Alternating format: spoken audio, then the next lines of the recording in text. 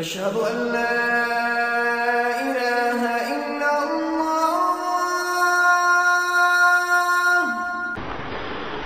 السلام عليكم ورحمة الله وبركاته.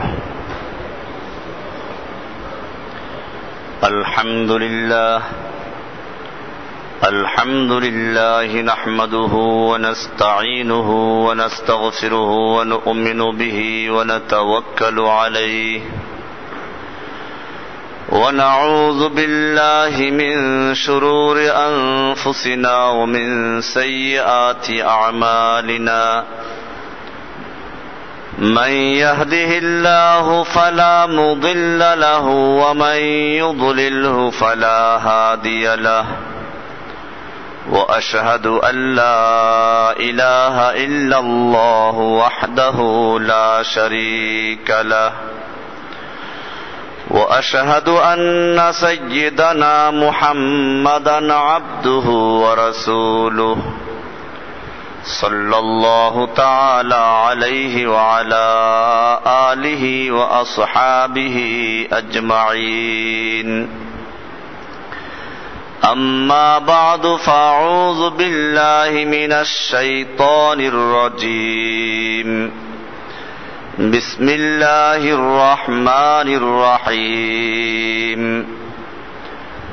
الذين يأكلون الربا لا يقومون إلا كما يقوم الذي يتخبطه الشيطان من المس ذلك بأنهم قالوا إنما البيع مثل الربا وأحل الله البيع وحرم الربا فمن جاءه موعظة من ربه فانتهى فله ما سلف وأمره إلى الله ومن عاد فأولئك أصحاب النار هم فيها خالدون.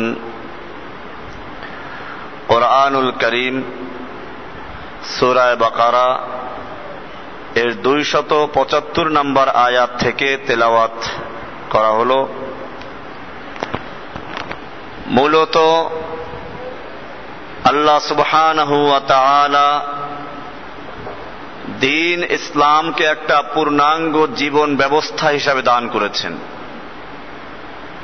যেখানে মানুষের জীবনের সর্বদিক নিয়ে আলোচনা করা হয়েছে। এটা অন্যান্য ধর্মের মতো নয় যে ধর্মগুলো তাদের পার্থিব জীবনের বিশাল অঙ্গকে ধর্মর থেকে আলাদা করে দিয়েছে। কুরআনুল কারীম মানব জীবনের অর্থনৈতিক দিকটাকে অত্যন্ত গুরুত্ব সহকারে আলোচনা করেছে। হাদিসের ভিতরেও এর গুরুত্ব অনেক। আল্লাহর রাসূল সাল্লাল্লাহু আলাইহি ওয়াসাল্লাম ইরশাদ করেছেন, কাসবুল হালালি ফরিদাতুন বাদাল ফরিদা। অন্যান্য ফরজ আদায় করার পরে হালাল কামাই করাটাও ফরজ। মানুষ আল্লাহ রাব্বুল আলামিনের দেয়া বিধান অনুযায়ী চলবে। পৃথিবীতে মানুষকে আল্লাহ রাব্বুল আলামিন ধনী এবং গরিব দুই ভাগে বিভক্ত করেছেন। এটার অনেকগুলো কারণ যা কোরআনেই আলোচনা করা হয়েছে, যাতে মানুষেরা একে অপরজনকে কাজে লাগাতে পারে। পৃথিবীর নিজাম চলার জন্য এর প্রয়োজন রয়েছে, যার কিছুটা আমাদের আগের বিভিন্ন আলোচনায় আপনারা শুনেছেন। অর্থনীতির ক্ষেত্রে এই সুযোগটাকে নিয়ে এক ধরনের মানুষেরা, যাদেরকে আল্লাহ রাব্বুল আলামিন দুনিয়ায় অর্থ সম্পদ দান করেছেন, তারা গরিবদের শোষণ করার সুযোগ নিয়েছে। গরিবদেরকে শোষণ করার যে সমস্ত মাধ্যম, তার মধ্যে একটা উল্লেখযোগ্য এবং বড় মাধ্যম হচ্ছে রিবা। আজকে সেই রেবা নিয়ে আলোচনা। রেবা মানে হচ্ছে সুদ। আমরা যেটা বাংলায় সুদ বলি, এটাকে কোরআনের ভাষায় বলা হয় রিবা।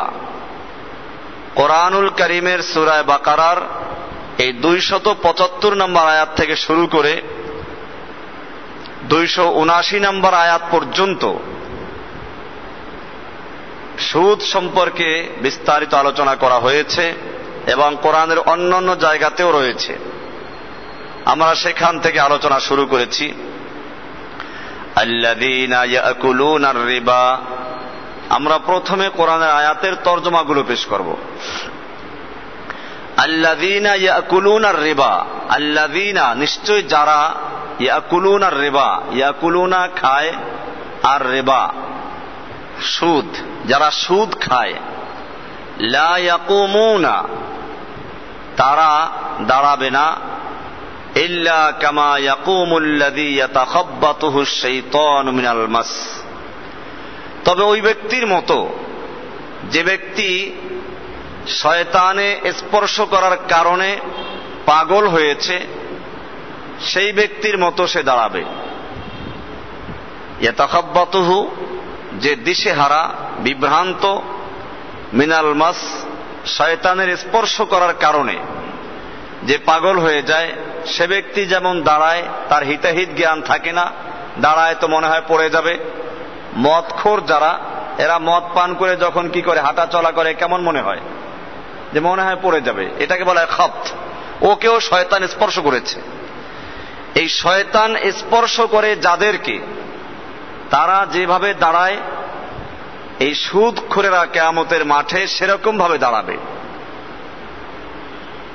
যালিকা বিআন্নাহুম, এটা এজন্য যে তারা বলে, ক্বালু ইন্নামাল বাইউ মিসলুর রিবা, ব্যবসা তো সুদের মতোই, বেচা কিনা সুদের মতোই।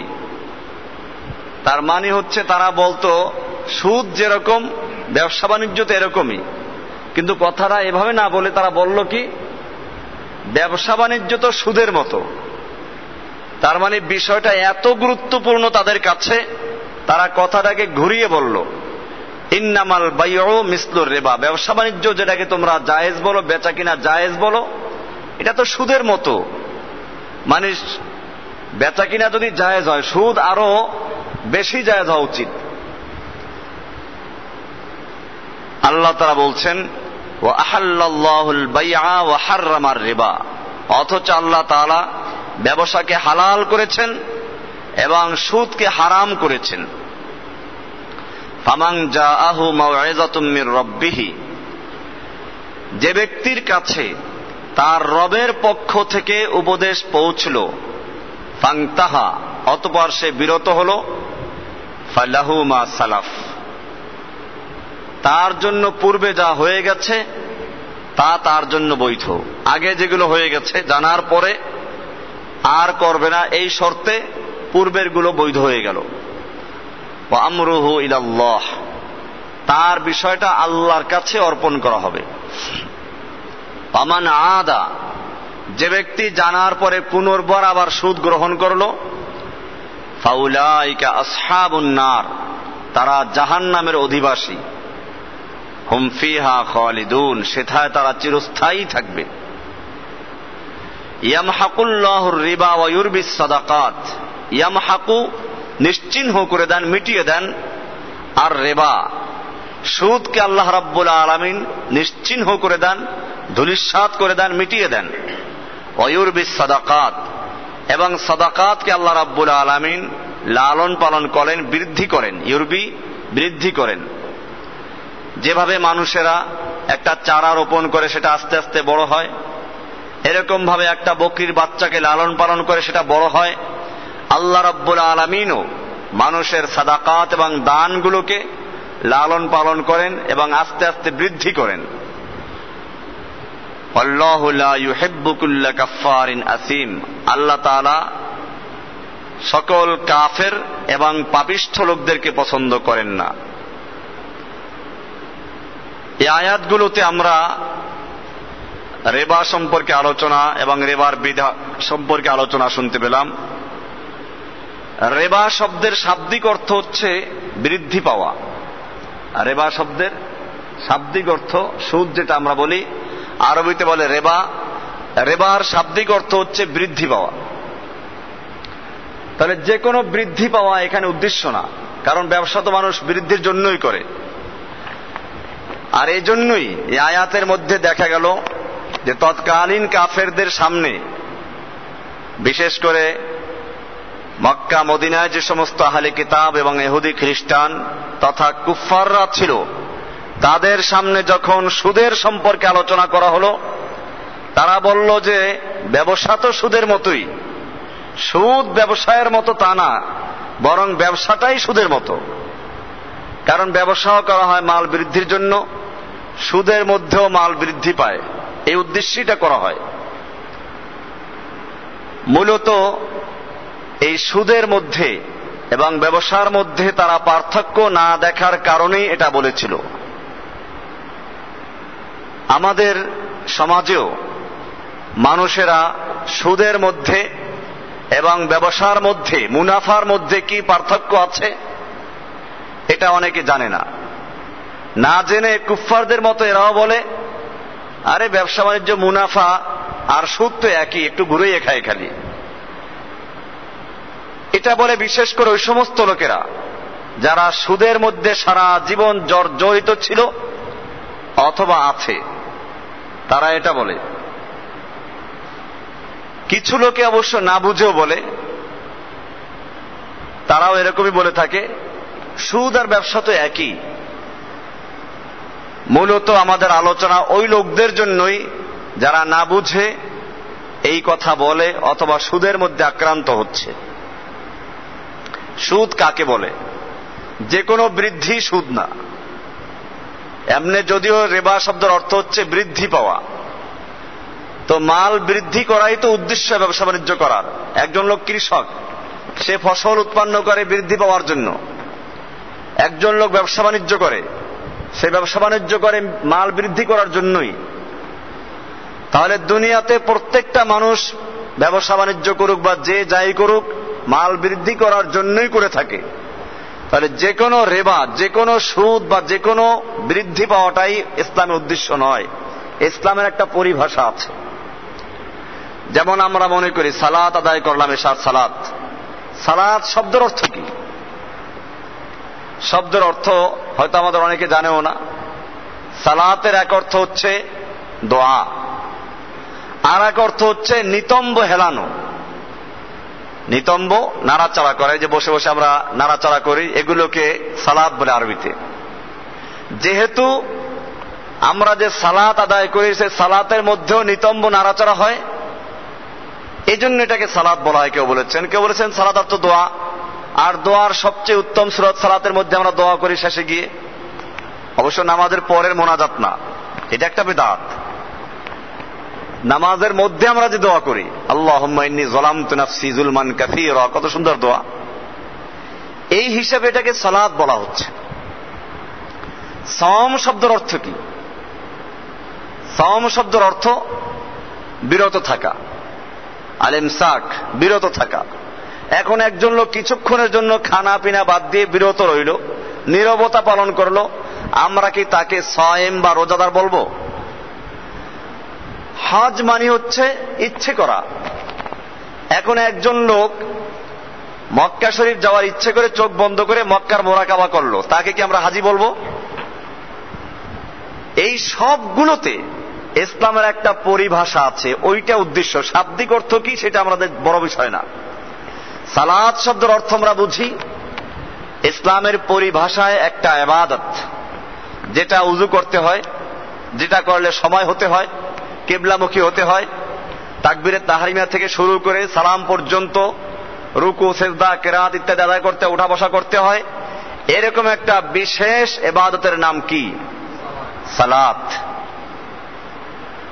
এমনি ভাবে সওম, সিয়াম, এটাও হচ্ছে সুবহে সাদেক থেকে সূর্য অস্ত পর্যন্ত আল্লাহর সন্তুষ্টি অর্জন করার জন্য খানা, পান করা, স্ত্রী ব্যবহার করা, এই তিনটা কাজের থেকে বিরত থাকার নাম হচ্ছে সিয়াম। এটাই পরিভাষাগত অর্থ, এটাই ইসলামের অর্থ। এখন শাব্দিক অর্থ কি তা দেখার বিষয় না। এখন কোন ফকির যদি বলে যে আমি মনে মনে কিছুক্ষণ সম পালন করে নিয়েছি, চুপ ছিলাম, 1 মিনিট নীরবতা পালন করলাম, খানাও খাই নাই, কথাও বলি নাই, পান করি নাই, কিচ্ছু করি নাই, এতে সম হবে না। হজ শব্দের অর্থ যাই হোক, ইসলামের পরিভাষায় হজ বলা হয় ইহরাম থেকে শুরু করে একেবারে আরাফাতের ময়দানে যাওয়া, তারপরে মুজদালিফায় যাওয়া, মিনা অবস্থান করা, বাইতুল্লাহ তওয়াফ করা, সাফা মারওয়া সাই করা, এই সবগুলো মিলিয়ে একটা হজ। এটাই হজ। শাব্দিক অর্থ কি হোক বা না হোক দেখার বিষয় না। এমনি ভাবে রেবা ইসলামের একটা পরিভাষা, সুদ, এটার একটা অর্থ আছে। এক কথায় রেবা মানে হচ্ছে কাউকে কোনো কিছু কর্জ দিয়ে, ধার দিয়ে তার বিনিময়ে আসলটা নেওয়া এবং তার সাথে অতিরিক্ত কিছু নেওয়ার নাম হচ্ছে সুদ, রেবা।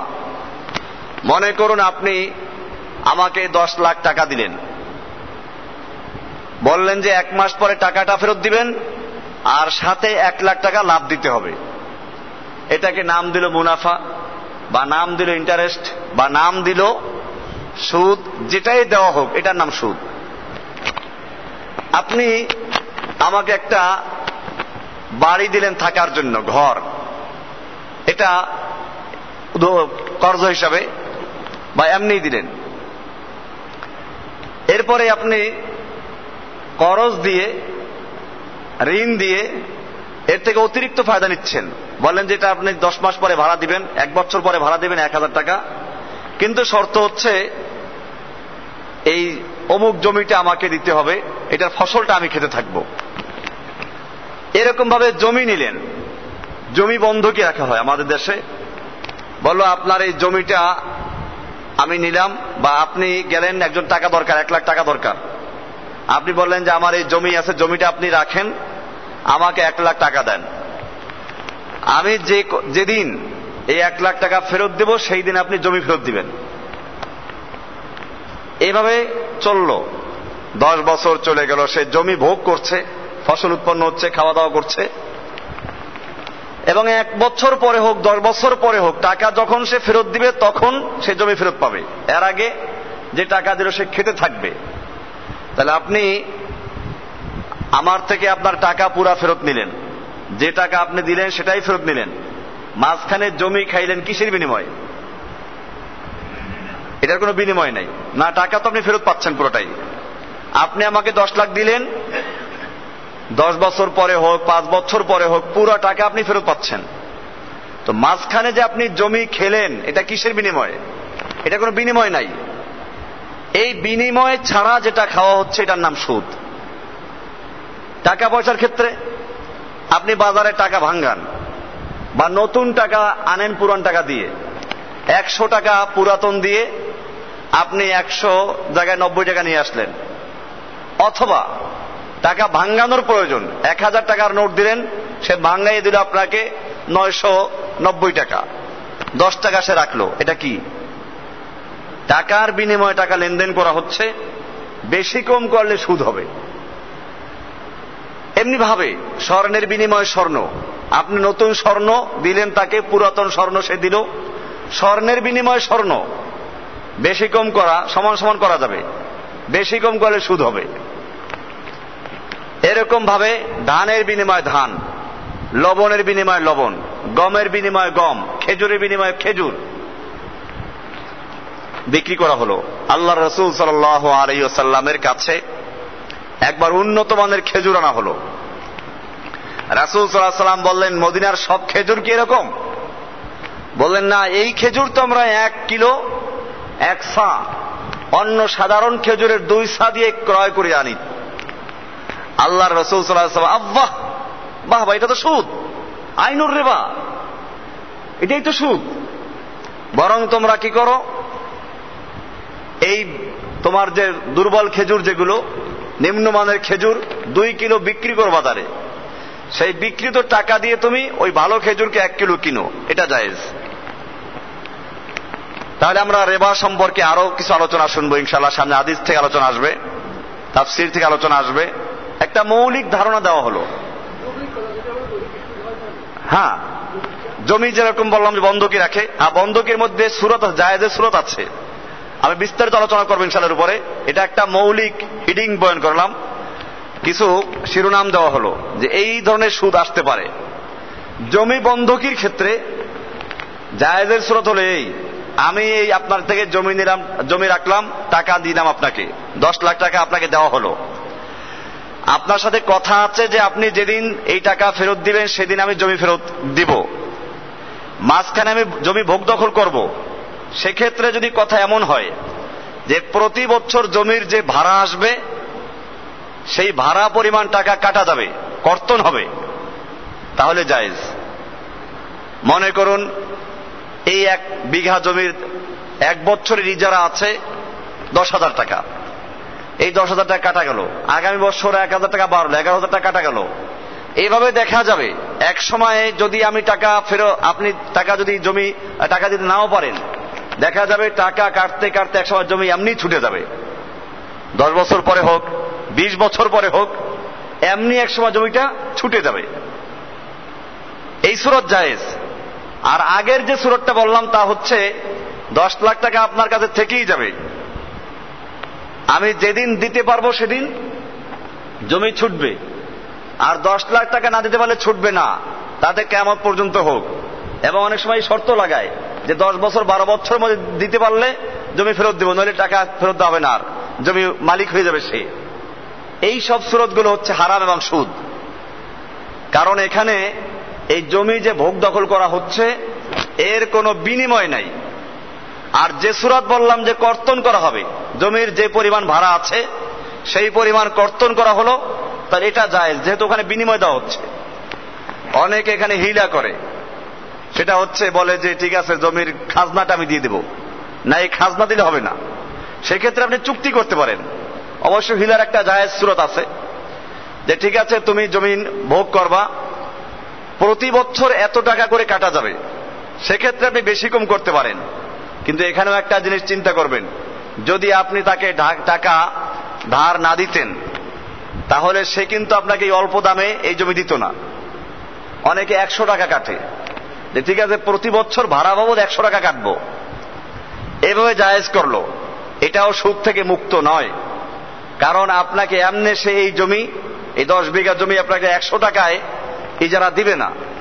এটা আল্লাহর বিধানের সঙ্গে একটা প্রতারণা করা হলো, আল্লাহর বিধানটাকে ঘুরাইয়া ফিরাইয়া তারপরে জায়েজ করার পথ বের করা হলো। বনি ইসরাইল ধ্বংস হয়েছিল ঘুরানো ফিরানোর কারণে। তো আচ্ছা, আমরা এটা বিস্তারিত আলোচনা পরে করবো, আমি এখন মৌলিক আলোচনা করতেছি, তো প্রশ্ন উত্তর পরে আসবে এবং আপনারা ধরে রাখবেন এগুলো ইনশাআল্লাহ। কারণ মৌল আলোচনার মধ্যে এখন প্রশ্ন উত্তর গেলে তার আমার আলোচনা এলোমেলো হয়ে যাবে। তো যে বিষয়টা আলোচনা করছিলাম যে সুদের, এটা হচ্ছে একটা ধারণা। সুদ এবং ব্যবসা, এটাও একটা মৌলিক ধারণা দিয়ে রাখি। আমার এই জিনিসটা কিনা দরকার, এই জিনিসটার দাম আছে বাজারে 10 টাকা, আমার কাছে 10 টাকা নেই।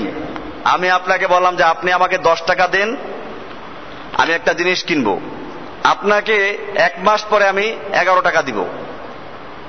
আমি তার থেকে 10 টাকা নিলাম, নিয়ে এই জিনিসটা কিনলাম 10 টাকায়, ওনার লাভ হচ্ছে ওনাকে 1 মাস পরে আমি 11 টাকা দিব। জায়েজ না সুদ?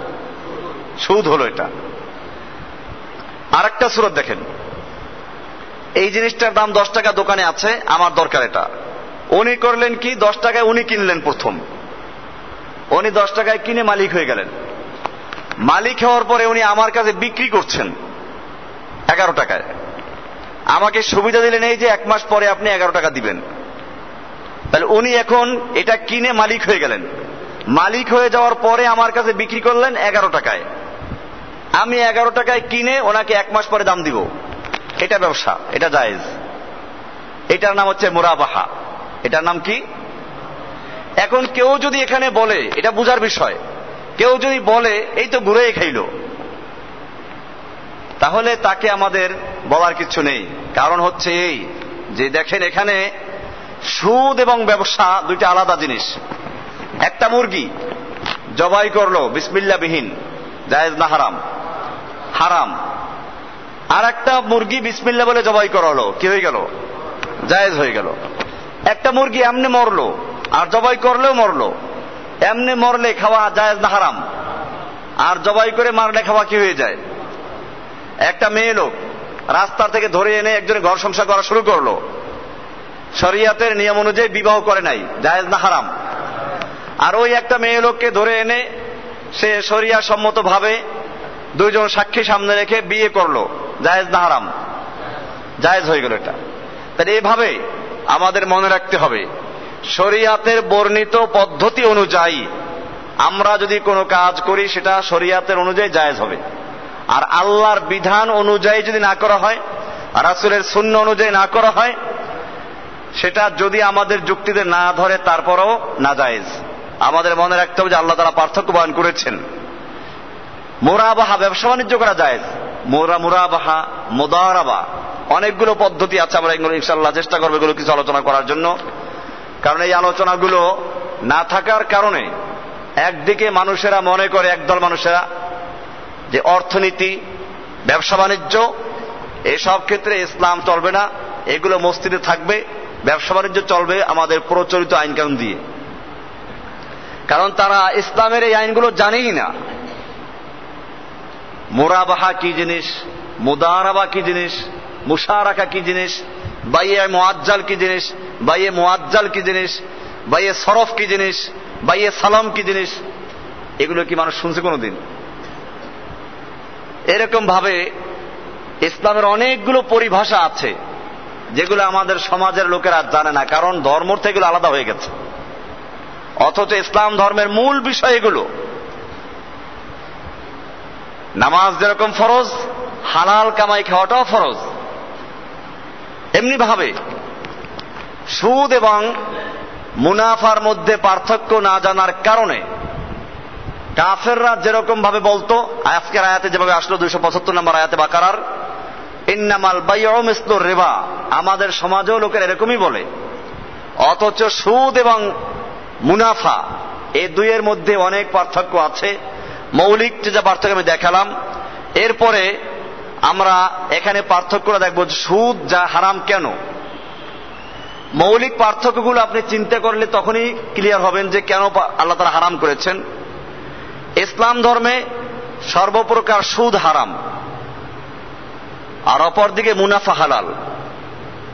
মুনাফা হলো ব্যবসা বাণিজ্য করলাম আমরা, ব্যবসার দুইটা স্রোত হতে পারে।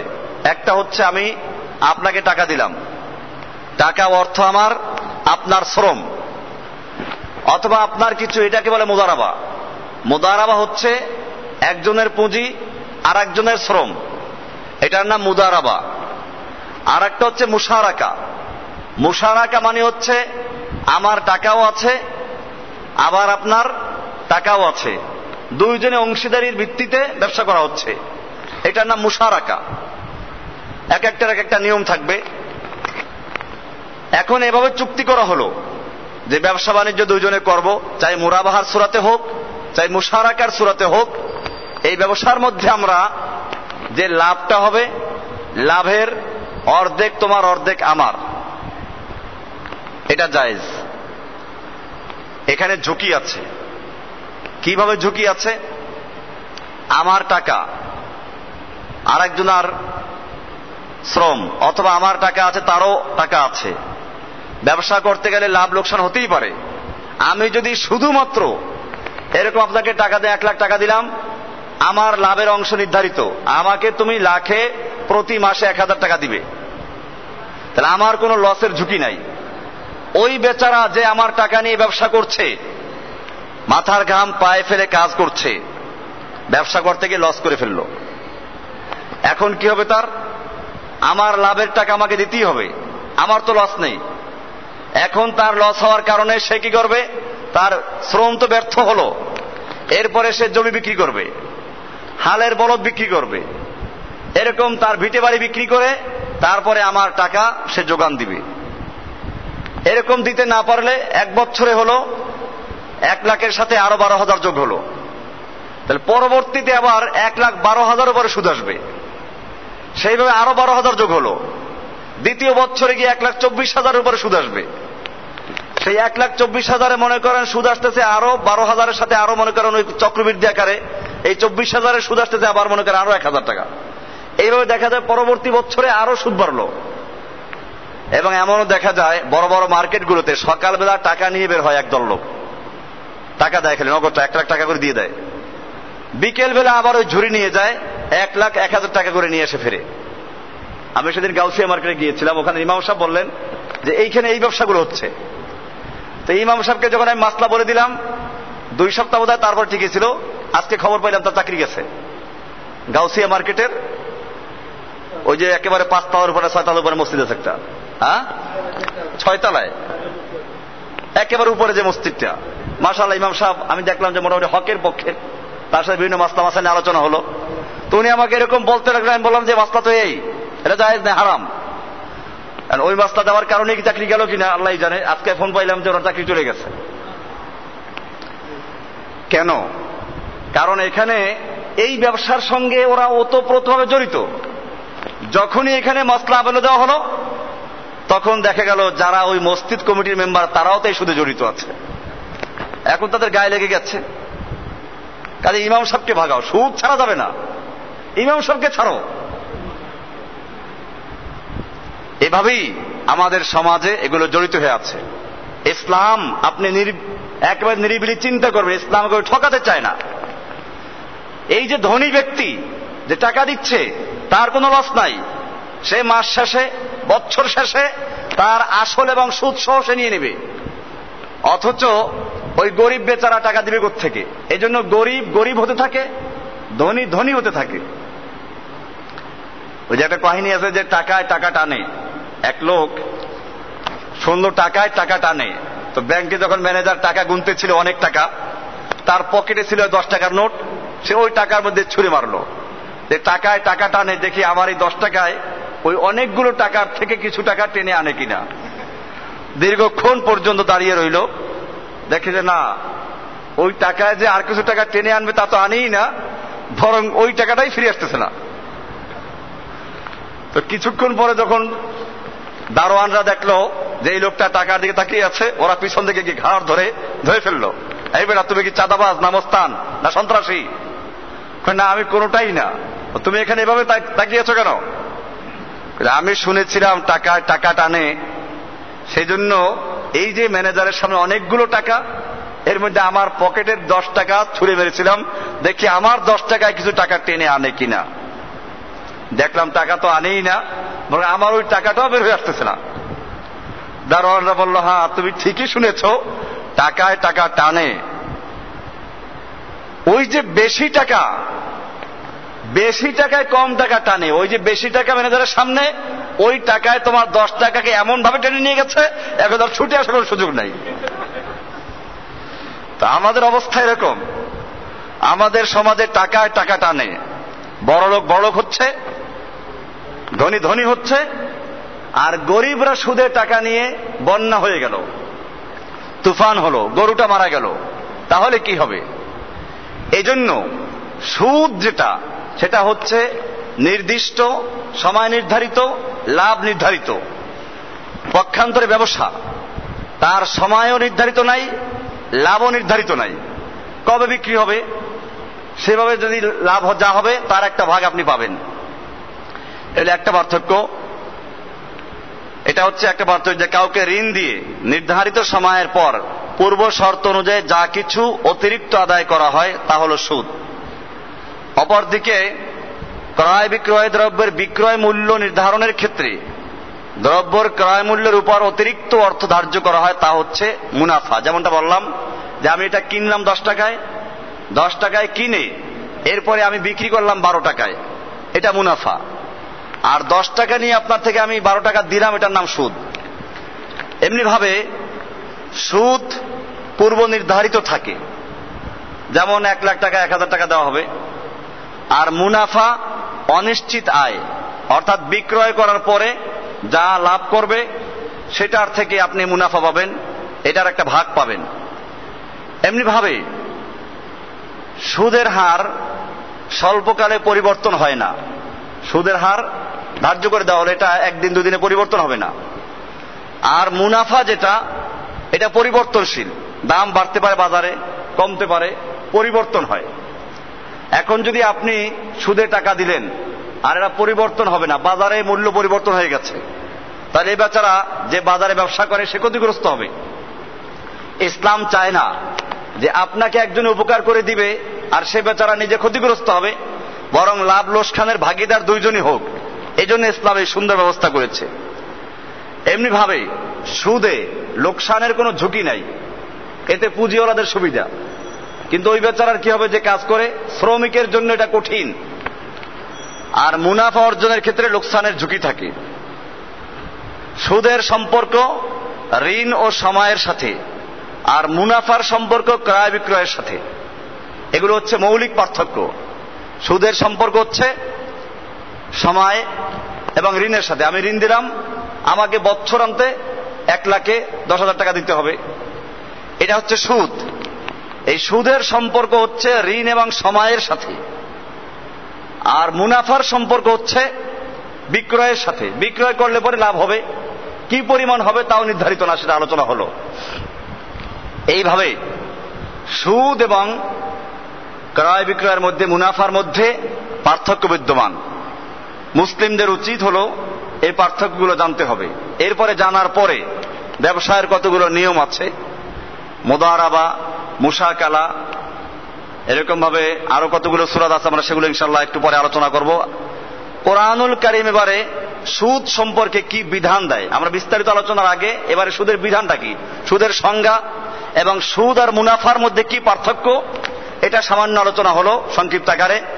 এরপরে সুদ সম্পর্কে ইসলামের বিধানটা কি, ইসলাম কি বলে, এটা হালাল না হারাম, এটা আমরা এই আয়াত থেকে স্পষ্ট হলাম। আল্লাহ রাব্বুল আলামিন এখানে বলছেন যে আহাল্লাল্লাহুল বাইআ ওয়া হাররামার রিবা, আল্লাহ তাআলা ব্যবসাকে হালাল করেছেন এবং সুদকে করেছেন হারাম। এখানে স্পষ্ট করে দেওয়া হলো যে আল্লাহ সুবহানাহু ওয়া তাআলা সুদকে হারাম করেছেন। এখানে জায়েজের কোন দিক, সুদকে কোনোভাবে জায়েজ করা হয় নাই। কোরআন এরপরে বলছেন ওমান আদা, যারা কোরআনের বিধান জানার পরে সুদকে বর্জন করলো তাদের জন্য আল্লাহ বলছেন ফালাহুমা সালাফ, তাদের জন্য পিছনে যা হয়ে গেছে আল্লাহ এটা ক্ষমা করে দিবেন। কিন্তু যদি আল্লাহর এই বিধান জানার পরেও কেউ সুদ গ্রহণ করে, সুদের সঙ্গে জড়িত থাকে, আল্লাহ তাআলা তাকে কঠোরভাবে বলছেন ওমান আদা, যে ব্যক্তি পুনর্বার সুদে আবার ফিরে আসবে জানার পরেও, ফাউলাইকা আসহাবুন নার, তারা জাহান্নামের অধিবাসী, হুম ফিহা খালিদুন, তারা সেথায় চিরস্থায়ী থাকবে।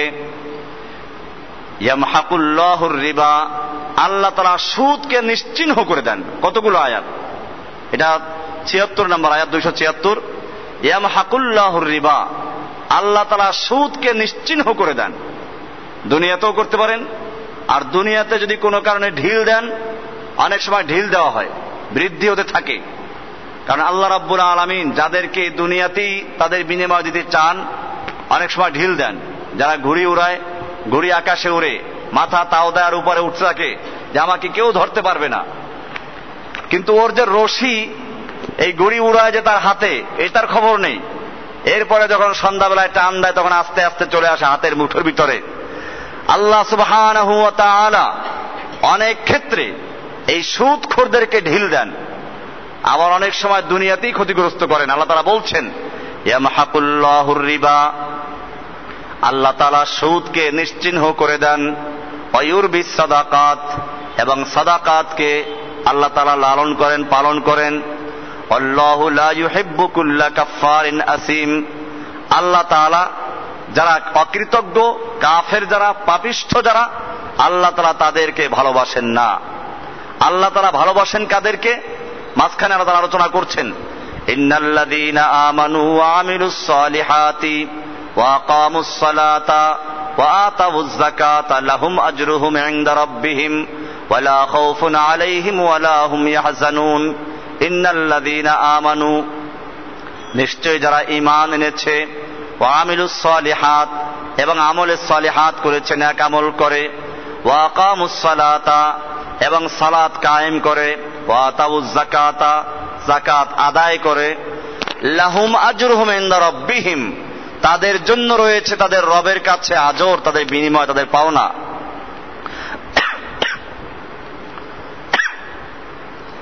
ওয়ালা খাউফুন আলাইহিম ওয়ালা হুম ইয়াহজানুন, তাদের জন্য কোনো ভয় নেই ইহজগতে, ওয়ালা হুম ইয়াহজানুন, এবং পরকালে তাদের কোনো চিন্তা নেই। এরপরে আল্লাহ তাআলা আবার সেই সুদ প্রসঙ্গে আলোচনা করছেন। ইয়া আইয়ুহাল্লাযীনা আমানুত্তাকুল্লাহা, হে ঈমানদারগণ, যারা আল্লাহকে ভয় করো, ঈমান এনেছো, ইত্তাকুল্লাহ, তোমরা আল্লাহকে ভয় করো। ওয়া যারু মা বাকিয়া মিনার রিবা, যারু মানে বর্জন করো, ত্যাগ করো, ছেড়ে দাও। মা বাকিয়া মিনার রিবা, তোমাদের যত পাওনা সুদ রয়েছে এই সবগুলো বর্জন করো। ইন কুনতুম মুমিনিন, যদি তোমরা মুমিন হয়ে থাকো। এটা 78 নম্বর আয়াত, 278 নম্বর আয়াত।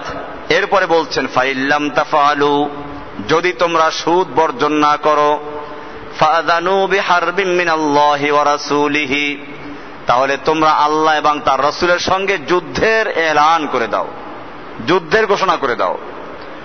ওয়া ইন তুবতুম, আর যদি তোমরা তওবা করো, ফালাকুম রুউসু আমওয়ালিকুম, তাহলে তোমাদের মূলধন তোমরা ফেরত পাবে। সুদ তোমাদের জন্য হালাল হবে না, মূলধনটা তোমরা ফেরত পাবে। লা তাজলিমুনা ওয়া লা তুজলামুন, তোমাদের উপরে জুলুমও করা হবে না, তোমরা নিজেরাও ক্ষতিগ্রস্ত হবে না। ওয়া ইন কানা যু উসরাতিন, তুমি যাকে ঋণ দিলে সে লোকটা যদি অভাবগ্রস্ত হয়, ফানাজিরাতুন ইলা মাইসারাতিন, তাহলে তার সেই সচ্ছল হওয়া পর্যন্ত সুযোগ দিতে হবে। এমন না যে যদি টাইম মতো আদায় না করতে পারে তার টাইম যদি বেশি হবে, তার সুদের বোঝা আরো বাড়তে থাকবে, চক্রবৃদ্ধি আকারে হোক বা সময়ের ব্যাপারে হোক। যেমন প্রতি মাসে 1,01,000 টাকা যত মাস যায়, তার এখানে তাকে সুযোগ দেওয়া হলো না। আল্লাহ তাআলা বলছেন যদি সে অসহায় হয়, গরিব হয়, তাহলে তাকে সুযোগ দাও তার সচ্ছলতা ফিরে আসা পর্যন্ত। এটা কোনো ব্যাংকে দেয় না। ব্যাংকের নিয়ম হলো যে আপনাকে এই 2 বছরের মধ্যে আদায় করতে হবে। 2 বছরে আপনি আদায় করতে পারলেন না, কোরআন বলল তাকে সুযোগ দাও সচ্ছল হওয়া পর্যন্ত, আর বাড়ান যাবে না। আমাদের দেশে কি হয়, যদি আদায় করতে না পারে তাহলে সেক্ষেত্রে ওই সুদের উপরে আবার সামনে সুদ বাড়তে থাকে। আপনারা পত্রপত্রিকা দেখেছেন যে একজনের সুদ নিয়েছে 7 কোটি টাকা, এরপরে 10 কোটি আদায় করার পরেও তার এখন পর্যন্ত আসল 7 কোটি রয়েই গেছে। এরকম আমরা পত্রিকায় দেখি, যে পরিমাণ সে টাকা ব্যাংকের থেকে সুদে নিয়েছিল সেই পরিমাণ আদায় করার পরেও দেখা যায় যে তার আর এখনো রয়ে গেছে যেটা, সেটা ওর আরো কয়েক গুণ বেশি। এজন্য আল্লাহ সুবহানাহু ওয়া তাআলা এখানে বলছেন ওয়া ইন কানা যু উসরাতিন, যদি সে অসহায় হয়, তুমি এখন সুদের টাকা নিবা না, আসল টাকাই ফেরত নিবা, সেক্ষেত্রেও তাকে সময় দাও। ফানাজিরাতুন ইলা মাইসারাতিন, তার সচ্ছলতা আসা পর্যন্ত তাকে সুযোগ করে দাও। ওয়া আন তাসাদদাকু খায়রুল লাকুম, আর যদি তোমার অনেক টাকা থাকে, একজন গরিবকে তুমি সুদে টাকা দিয়েছিলে, এখন সুদ নেওয়া তুমি বুঝলে হারাম নিচ্ছ না, আসল টাকা যে নিবা তা দেওয়ার মতো তার ক্ষমতা নেই। আল্লাহ তাআলা কত দয়ালু বলছেন, ওয়া ইন তাসাদদাকু ওয়া আন তাসাদদাকু, যদি তোমরা সদকা করে দাও, মাফ করে দাও, ওটাকে দান করে দাও, খায়রুল লাকুম, এটা তোমার জন্য ভালো। ইন কুনতুম তা'লামুন, যদি তোমরা বুঝে থাকো, জেনে থাকো, তাহলে তোমার জন্য এটা অনেক ভালো। কোরআনুল কারীমের আয়াতগুলো আমরা শুনলাম। আমরা কিছু হাদিস ও এ সম্পর্কে, সুদের বিধান সম্পর্কে আমরা আলোচনা করব। আল্লাহ সুবহানাহু ওয়া তাআলা কোরআনের মধ্যেও আরো কয়েক জায়গায় সুদ সম্পর্কে আলোচনা করেছেন। যেমন কোরআনুল কারীমের সূরা আলে ইমরানের 130 নম্বর আয়াতে বলছেন, ইয়া আইয়ুহাল্লাযীনা আমানু লা তাআকুলুর রিবা আদআফাম মুদাআফা ওয়াত্তাকুল্লাহা লাআল্লাকুম তুফলিহুন। হে ঈমানদারগণ, আল্লাযীনা আমানু, যারা ঈমান এনেছো, লা তাআকুলুর রিবা, তোমরা সুদ খেও না, আদআফাম মুদাআফা, চক্রবৃদ্ধি আকারে। এইখানে চক্রবৃদ্ধির বিষয়টা বলা আছে, অন্য জায়গায় যেটা গেল অনেকে এটা না বুঝে বলে চক্রবৃদ্ধি আকারে সুদ খাওয়া হারাম, এমনি সুদ খাওয়া হারাম না। জি, এটা পরে প্রশ্নোত্তর পরে।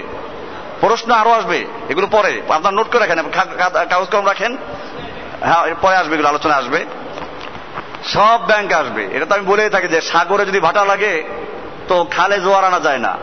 তো যাই হোক, এটা ইসমাইল একটা উত্তর হয়ে গেছে, এখন একটা উত্তর হয়ে গেছে যে সাগরে ভাটা লাগলে খালে জোয়ার আনা যায় না। জি, এটা একটা আছে জামানত। জামানতের কতগুলো সূরত জায়েজ আছে। জামানত হলো যে মনে করেন আপনি 25,000 টাকা জামানত রাখলেন, আপনি টাকা ব্যবহার করতে পারবেন না, এটা সুদ হবে। যেহেতু এই টাকা আপনার কাছে জামানত, সে পালায়ে যায় কিনা, সে ঘরের কোনো ক্ষতি করে যায় কিনা, এরকম যদি জামানতের বিষয় থাকে সেটা জামানত রাখা যায়, কিন্তু এই টাকা ব্যবহার করা যায় না। আপনার ব্যবহার যদি করেন তো সেক্ষেত্রে আপনি যে কাজে খাটাবেন তার লাভ তাকে দিতে হবে, লাভের ভাগ দিতে হবে। আমি মনে করেন 1 লাখ টাকা অ্যাডভান্স নিলেন, অ্যাডভান্স নিয়ে আপনি ব্যবসা বাণিজ্য করছেন, আর ভাড়া আছে ঠিক মতো দিয়ে যাচ্ছে, তাহলে ভাড়া তো আপনি নিচ্ছেন, এই 1 লাখ কিসের? এটা জামানত। ঠিক আছে, জামানত ফেলাই রাখেন এক জায়গায়, প্যাকেট করে রেখে দিবেন, আবার যেদিন সে চলে যাবে দিয়ে দিবেন। কিন্তু এমন যদি না হয়, আপনি ব্যবসা বাণিজ্য করছেন, কাজে লাগাচ্ছেন, তাহলে ওই বেচারার ওই টাকাটা কিসের বিনিময়ে আপনি খাচ্ছেন? সেক্ষেত্রে আপনি ব্যবসা বাণিজ্য করলে যে লাভ হবে সে লাভের একটা ভাগ তার সাথে কন্ট্রাক্ট থাকবে যে তোমার 1 লাখ টাকা আমার কাছে থাকবে জামানত হিসেবে, আমি ব্যবসা বাণিজ্য করবো, এতে লাভের একটা অংশ তুমি পাবে, আমি থাকবো, ভাগ হবে এটার। তো এরকম যদি হয় তো ঠিক আছে। আর যদি এরকম না হয়, শুধু 2 লাখ টাকা রেখে দিল, আপনি মাশাআল্লাহ ব্যবসা বাণিজ্য করতে রাখলেন, এরপরে সে নিয়মিত ভাড়া দিয়ে যাচ্ছে, এরপরে যখন আপনি চলে যাবে তখন আবার টাকাটা ফেরত দিয়ে দিবেন, এরকম যদি হয়, তাহলে মাঝখানে যা ওই টাকার থেকে লাভ হয়েছিল আপনি খেয়েছেন যেটা, এটা সম্পূর্ণ সুদ। কোরআনুল কারীমে আমরা একটা বিষয় নিয়ে আলোচনা করছি ইনশাআল্লাহ, আপনারা জি জি হ্যাঁ হ্যাঁ হ্যাঁ, এই জন্য বললাম ঠিক আছে রাখা যায়, আমি এই জন্য বলছি। হ্যাঁ মানে জি, আচ্ছা শেষ মাসে কর্তন হয়ে যাবে। এখন হলো যে শেষ মাসে কর্তন হয়ে যাবে, তাহলে এটা হতে পারে এমন যেটা শেষ মাসের ভাড়া। এরকম যদি হয় তাহলে ওটা আগের থেকে ফাইনাল করে নিতে হবে যে শেষ মাসের ভাড়া আমি নিচ্ছি আগে, এটা আপনার আর ফেরত পাওয়ার কোনো সুযোগ নেই। আচ্ছা, একটা হচ্ছে দেখেন, একটা হচ্ছে সিকিউরিটি হিসাবে ভাড়া নিয়মিত দিয়ে যাবে এবং যখন সে চলে যাবে তখন ফেরত পাবে। এমন যদি হয়, দোকানের ক্ষেত্রে যেটা হয়, এরকম বিভিন্ন দোকানের পজিশন বলেন বা এরকম যদি হয়, তো এই সুরতটা তাহলে স্পষ্ট থাকতে হবে যেটা শেষ মাসের ভাড়া অগ্রিম নিয়ে নেওয়া হলো, এটা না জায়েজ না। তাহলে সেক্ষেত্রে আপনি ব্যবহার করতে পারবেন, খেতেও পারবেন, না জায়েজ না। আর একটা হচ্ছে না শেষ মাসের ভাড়া না, এটা হচ্ছে আপনার কাছে থাকবে এবং এটার থেকে আর কোনো কর্তন হবে না। যখন আপনি যাবেন বা দোকান ছেড়ে দিবেন, বাসা ছেড়ে দিবেন, তখন আপনাকে এটা ফেরত দিয়ে দেওয়া হবে। তাহলে এক্ষেত্রে এই টাকা ব্যবহার করা যাবে না। জি, আর কর্তন যদি হয় যে ঠিক আছে ভাড়া নেওয়া হলো, প্রতি মাসে 10,000 টাকা করে কাটা হবে এখান থেকে ভাড়ার বাবদ, তাহলে ওই তো আপনার জামানত বলে এটাকে সিকিউরিটি হিসেবে যে রাখা হয়, ঠিকই আছে না। এটা তো বলা হলো যে এমনও রাখা যায়, রাখা না জায়েজ না, এটা এমনও জায়েজ আছে। আপনি মনে করেন কর্তন করবেন না বা একেবারে ভাড়া থেকে কাটবেন না, রেখে দিলেন, আপনি এটাকে ওদিয়া বলা হয়, জামানত বলা হয়। একটা বাড়ি ভাড়া দেওয়ার আগে আপনি তার থেকে একটা জিনিস রাখলেন, স্বর্ণ রাখলেন, তাকে যে আমার কাছে 1 ভরি স্বর্ণ জমা রাখো, 10 ভরি স্বর্ণ জমা রাখো, যাওয়ার সময় তাকে দিয়ে দেওয়া হবে, এটা না জায়েজ না। কিন্তু এটা হচ্ছে যে যখন আপনি এটাকে ভাড়া হিসেবে নির্ধারণ করে নেবেন তাহলে এক সুরত। আপনি শেষ মাসে ভাড়া নিয়ে তাহলে আপনি মালিক হয়ে গেলেন এটার, এই টাকা এখন আর ওনার টাকা না, এটাকে অ্যাডভান্স ভাড়া বলা যেতে পারে। অ্যাডভান্স কিনা, এটাকে জামানত না, অ্যাডভান্স ভাড়া, এটা জায়েজ। আচ্ছা, আর যদি এটাকে নাম দিলেন বন্ধক বা জামানত, এটা যাওয়ার সময় ফেরত পাবে, তাহলে এটা জায়েজ নেই। এটা মানে জামানত জায়েজ আছে, এটার থেকে আপনি ব্যবহার করতে পারবেন না। দোকানের ক্ষেত্রে যেটা হয়, দোকান আপনি ভাড়া নিলেন, এখন ভাড়া নেওয়ার পরে আপনাকে 10,000 টাকা 1 লাখ টাকা জমা রাখতে হবে, এরপরে যাওয়ার সময় এটা ফেরত দেওয়া হবে। এরকম যদি বিষয়টা হয় তাহলে মাঝখানে যে টাকা সে খাইলো এটা তার জায়েজ হয় নাই। হ্যাঁ, কর্তন দিলে জায়েজ আছে আবার এটা, যে ঠিক আছে 1 লাখ টাকা রাখা হলো, এখান থেকে প্রতি মাসে ভাড়াতে কাটা যাবে, তাহলে অ্যাডভান্স ভাড়া হলো এটা। এটা ওই 1 মাসে আপনি কাটেন অথবা 10 মাসে কাটেন বা 1 বছরে কাটেন, এটা কাটা হলো, মানে এই ক্ষেত্রে ভাড়াটা কাটা হচ্ছে, এটা একটা ভাড়া। এই ভাড়ার টাকাটা প্রতি মাসেও কাটতে পারেন, অথবা প্রথম মাসে কাটতে পারেন, অথবা শেষ মাসে কাটতে পারেন। এরকম যে কাটার সুযোগ থাকে, তাহলে সেটাকে হারাম বলা যায় না বা নাজায়েজ বলা যায় না। দেখ, আমরা সুদের বিধানগুলো নিয়ে আলোচনা করছিলাম। প্রশ্নগুলো শুরু হলে দেখবেন যে মূল আলোচনা ভেঙে যাবে, আর তখন আলোচনায় থাকবে না। আমি এই জন্য বলেছিলাম যে, কারণ প্রশ্ন আপনাদের অনেক আসবে, সুদ সম্পর্কে আলোচনা হয় না তো দেশে, আলোচনা অনেক আসবে। তো সেই জন্য আমরা প্রশ্নগুলো আমরা আগে বিধানগুলো শুনি, না আগে সুদের বিধান জানতে হবে, এরপরে আমাদের কোন কোন জায়গায় সুদ আছে তা ছাড়ার জন্য আমরা চেষ্টা করব। আল্লাহর বিধান আমাদের মানা ফরজ, এতে আমার যদি লস হয়ে যায় যাক না, অসুবিধা কি? আমার এই পার্থিব জীবনকে সাজানোর জন্য, দুনিয়াকে সৌন্দর্য করার জন্য আখিরাতকে বরবাদ করা, আল্লাহ তাআলা এখানে সুন্দর বলে দিয়েছেন যে যাদের জন্য রয়েছে জাহান্নাম, এবং তাদের জন্য তারা চিরস্থায়ী শাস্তি ভোগ করবে। হুম ফিহা খালিদুন, চিরস্থায়ী শাস্তি ভোগ করবে। এখানে আল্লাহ তাআলা কোরআনে আর এক আয়াতে বলছেন, সূরা আল ইমরানের 130 নম্বর আয়াতে, ইয়া আইয়ুহাল্লাযীনা আমানু, হে ঈমানদারগণ, লা তাকুলুর রিবা আদআফাম মুদাআফা, তোমরা সুদ খেও না চক্রবৃদ্ধি আকারে, দ্বিগুণ, তিনগুণ, চতুর্থ গুণ, 4 গুণ, এরকম ভাবে সুদের উপরে সুদ, এরকম তোমরা সুদ খেও না। ওয়াত্তাকুল্লাহা, তোমরা আল্লাহকে ভয় করো, লাআল্লাকুম তুফলিহুন, তবেই তোমরা সফল হবে। এই আয়াত নাযিল হয়েছিল মূলত মক্কার কুফফারদের ব্যাপারে, এবং মদিনাতেও ছিল এই প্রবণতা। তারা সুদের উপরে সুদ, তার থেকে সুদ, যেটা আগে বললাম, এইভাবে প্রবণতা ছিল, এবং যে কারণে গরিব মানুষেরা সুদে এমন ভাবে জর্জরিত হয়ে পড়েছিল যে তাদেরকে সুদের থেকে বের হয়ে আসার কোনো সুযোগ ছিল না। আল্লাহ সুবহানাহু ওয়া তাআলা কোরআনুল কারীমের সূরা নিসার 160 নম্বর আয়াত এবং 61 নম্বর আয়াতে বলছেন, ফাবিজুলমিন মিনাল্লাযীনা হাদু হাররামনা আলাইহিম তাইয়্যিবাতি উহিল্লাত লাহুম আবিসাদ্দিহিম আন সাবিলিল্লাহি কাসীরা ওয়া আখযিহিমুর রিবা। বনি ইসরায়েলদের প্রতি আল্লাহ তাআলা তাদের জন্য যা হালাল ছিল এমন কতগুলো জিনিসকে হারাম করে দিয়েছিলেন এই সুদের কারণে। তার সুদের কারণে যে ক্ষতিগুলো হয়, তার মধ্যে আর একটা ক্ষতি হচ্ছে যে আল্লাহ রাব্বুল আলামিন হালাল বস্তুকে হারাম করে দেন। কোরআনের আয়াত সূরা নিসার 61 নম্বর আয়াতে বলা হচ্ছে, ফাবিজুলমিন মিনাল্লাযীনা হাদু, ইহুদিরা যে জুলুম করেছিল, অত্যাচার করেছিল এবং শিরক করেছিল, হাররামনা আলাইহিম তাইয়্যিবাতি উহিল্লাত লাহুম, তাদের জন্য যে হালাল করা হয়েছিল যে পবিত্র জিনিসগুলো, তা তাদের জন্য হারাম করে দেওয়া হয়েছিল। আবিসাদ্দিহিম আন সাবিলিল্লাহি কাসীরা, এবং তারা আল্লাহর রাস্তার থেকে মানুষকে বেশি করে বাধা প্রদান করার কারণে, আল্লাহর রাস্তা থেকে বাধা প্রদান করত, আল্লাহর বিধানে চলার থেকে বাধার সৃষ্টি করত। ওয়া আখযিহিমুর রিবা, এবং 3 নম্বর কারণ ছিল আখযিহিমুর রিবা, তারা সুদ গ্রহণ করত। সে কারণে, তাহলে সুদ গ্রহণ করার কারণে আল্লাহর নিয়ামতকে আল্লাহ তাআলা ছিনিয়ে নেন। ওয়াকাদ নুহু আনহু, তাদেরকে এই সুদ খাওয়া থেকে নিষেধ করা হয়েছিল। ওয়া আকলিহিম আমওয়ালান নাস বিল বাতিল, এবং তারা অন্যের মালকে অবৈধভাবে তারা খেত। ওয়া আতাদনা লিল কাফিরিনা মিনহুম আযাবান আলীমা, আমি কাফেরদের জন্য, তাদের মধ্যে যারা কাফের তাদের জন্য কষ্টদায়ক মর্মন্তুদ শাস্তি আমি তৈরি করে রেখেছি।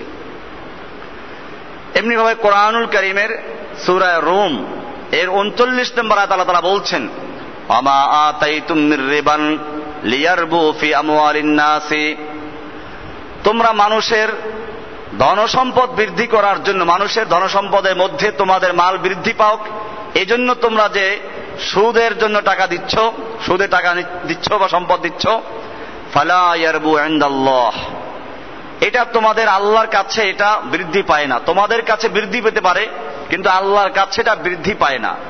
ওয়ামা আতাইতুম মিন যাকাতিন তুরিদুনা ওয়াজহাল্লাহি, পক্ষান্তরে তোমরা আল্লাহর সন্তুষ্টির জন্য যে যাকাত আদায় করো, তুরিদুনা ওয়াজহাল্লাহি, আল্লাহর সন্তুষ্টি অর্জন করার জন্য যা দিয়ে থাকো, ফাউলাইকা হুমুল মুদঈফুন, তারাই দ্বিগুণ লাভ করে, আল্লাহর কাছে তারা দ্বিগুণ লাভ করে। এখানে আল্লাহ তাআলা যাকাত প্রসঙ্গকে নিয়ে আসলেন, সুদের পরিবর্তে যাকাতের কথা। মূলত যাকাত এবং সুদের মধ্যে অনেক পার্থক্য আছে। যাকাত হচ্ছে এক কথায় ধনীদের থেকে নাও, গরিবদেরকে দাও। আর সুদ হচ্ছে গরিব থেকে নাও, ধনীদেরকে দাও। সুদ হচ্ছে গরিব, কারণ সুদের টাকা নেয় গরিবেরা।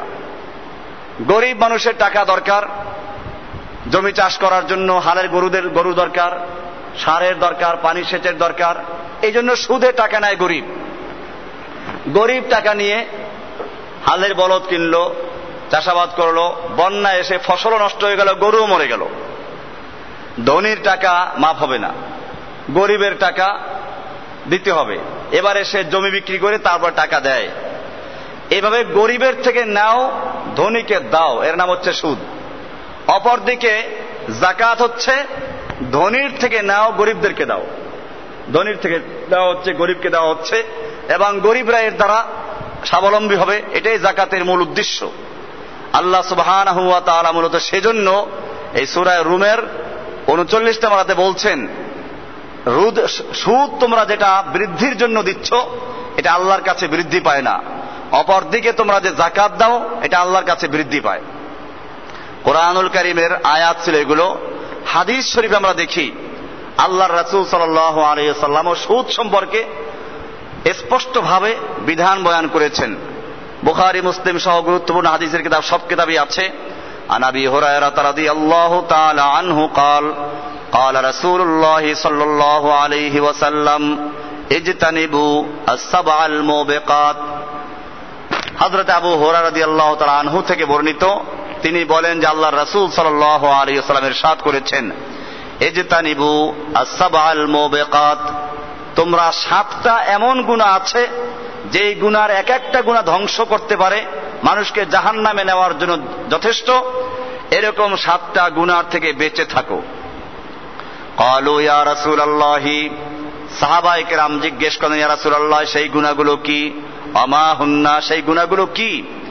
ক্বালা আশ-শিরকু বিল্লাহি, এক নাম্বার হলো আল্লাহর সঙ্গে শিরিক করা, অংশীদার করা, এটা এক নাম্বার গুনাহ। শিরিক সব জায়গাতেই, শিরিকের গুনাহ, যত গুনাহের আলোচনা আছে সব জায়গায় শিরিকের ব্যাপারে থাকবে। কারণ একদিকে মুমিন কাজ করবে একমাত্র আল্লাহর জন্য, তাওহীদ, এক আল্লাহ কেন্দ্রিক। আর এর বিপরীত যদি হয় তাহলে ওটাকে শিরিক বলে। আর শিরিক আল্লাহ রাব্বুল আলামিন বরদাস্ত করেন না, ক্ষমা করবেন না। একটা মানুষও শিরিক পছন্দ করে। আমি বলে থাকি যে আপনি একটা মেয়ে লোককে বিয়ে করলেন, বিয়ে করার পরে দেখলেন যে ওই মহিলা আরেকজন স্বামীর সাথে সম্পর্ক বজায় রেখে চলছে। আপনি বলেন এই পুরুষটাকে, বলে নাই তোমার মতো আরেকজন। কোন স্বামী এটাকে বরদাস্ত করবে না। কেন? সে বলবে আমি তো শরিক করছি তোমাকে, তুমি তো আছো, আরেকজন শরিক করছি। স্বামী এটা বরদাস্ত করতে পারবে না। তা আপনি যদি আপনার স্ত্রীর উপরে বিয়ে করার কারণে যে সাধারণ অধিকারটা আপনি লাভ করেছেন, সেক্ষেত্রে আপনি আরেকজন শরিককে পছন্দ করেন না। যে আল্লাহ সুবহানাহু ওয়া তাআলা আপনাকে সৃষ্টি করেছেন, আপনার শুরু থেকে শেষ পর্যন্ত যিনি দেখাশোনা করেন, সেই বান্দা যখন আল্লাহর সাথে আরেকজনকে শরিক করে, আল্লাহ বরদাস্ত করবেন?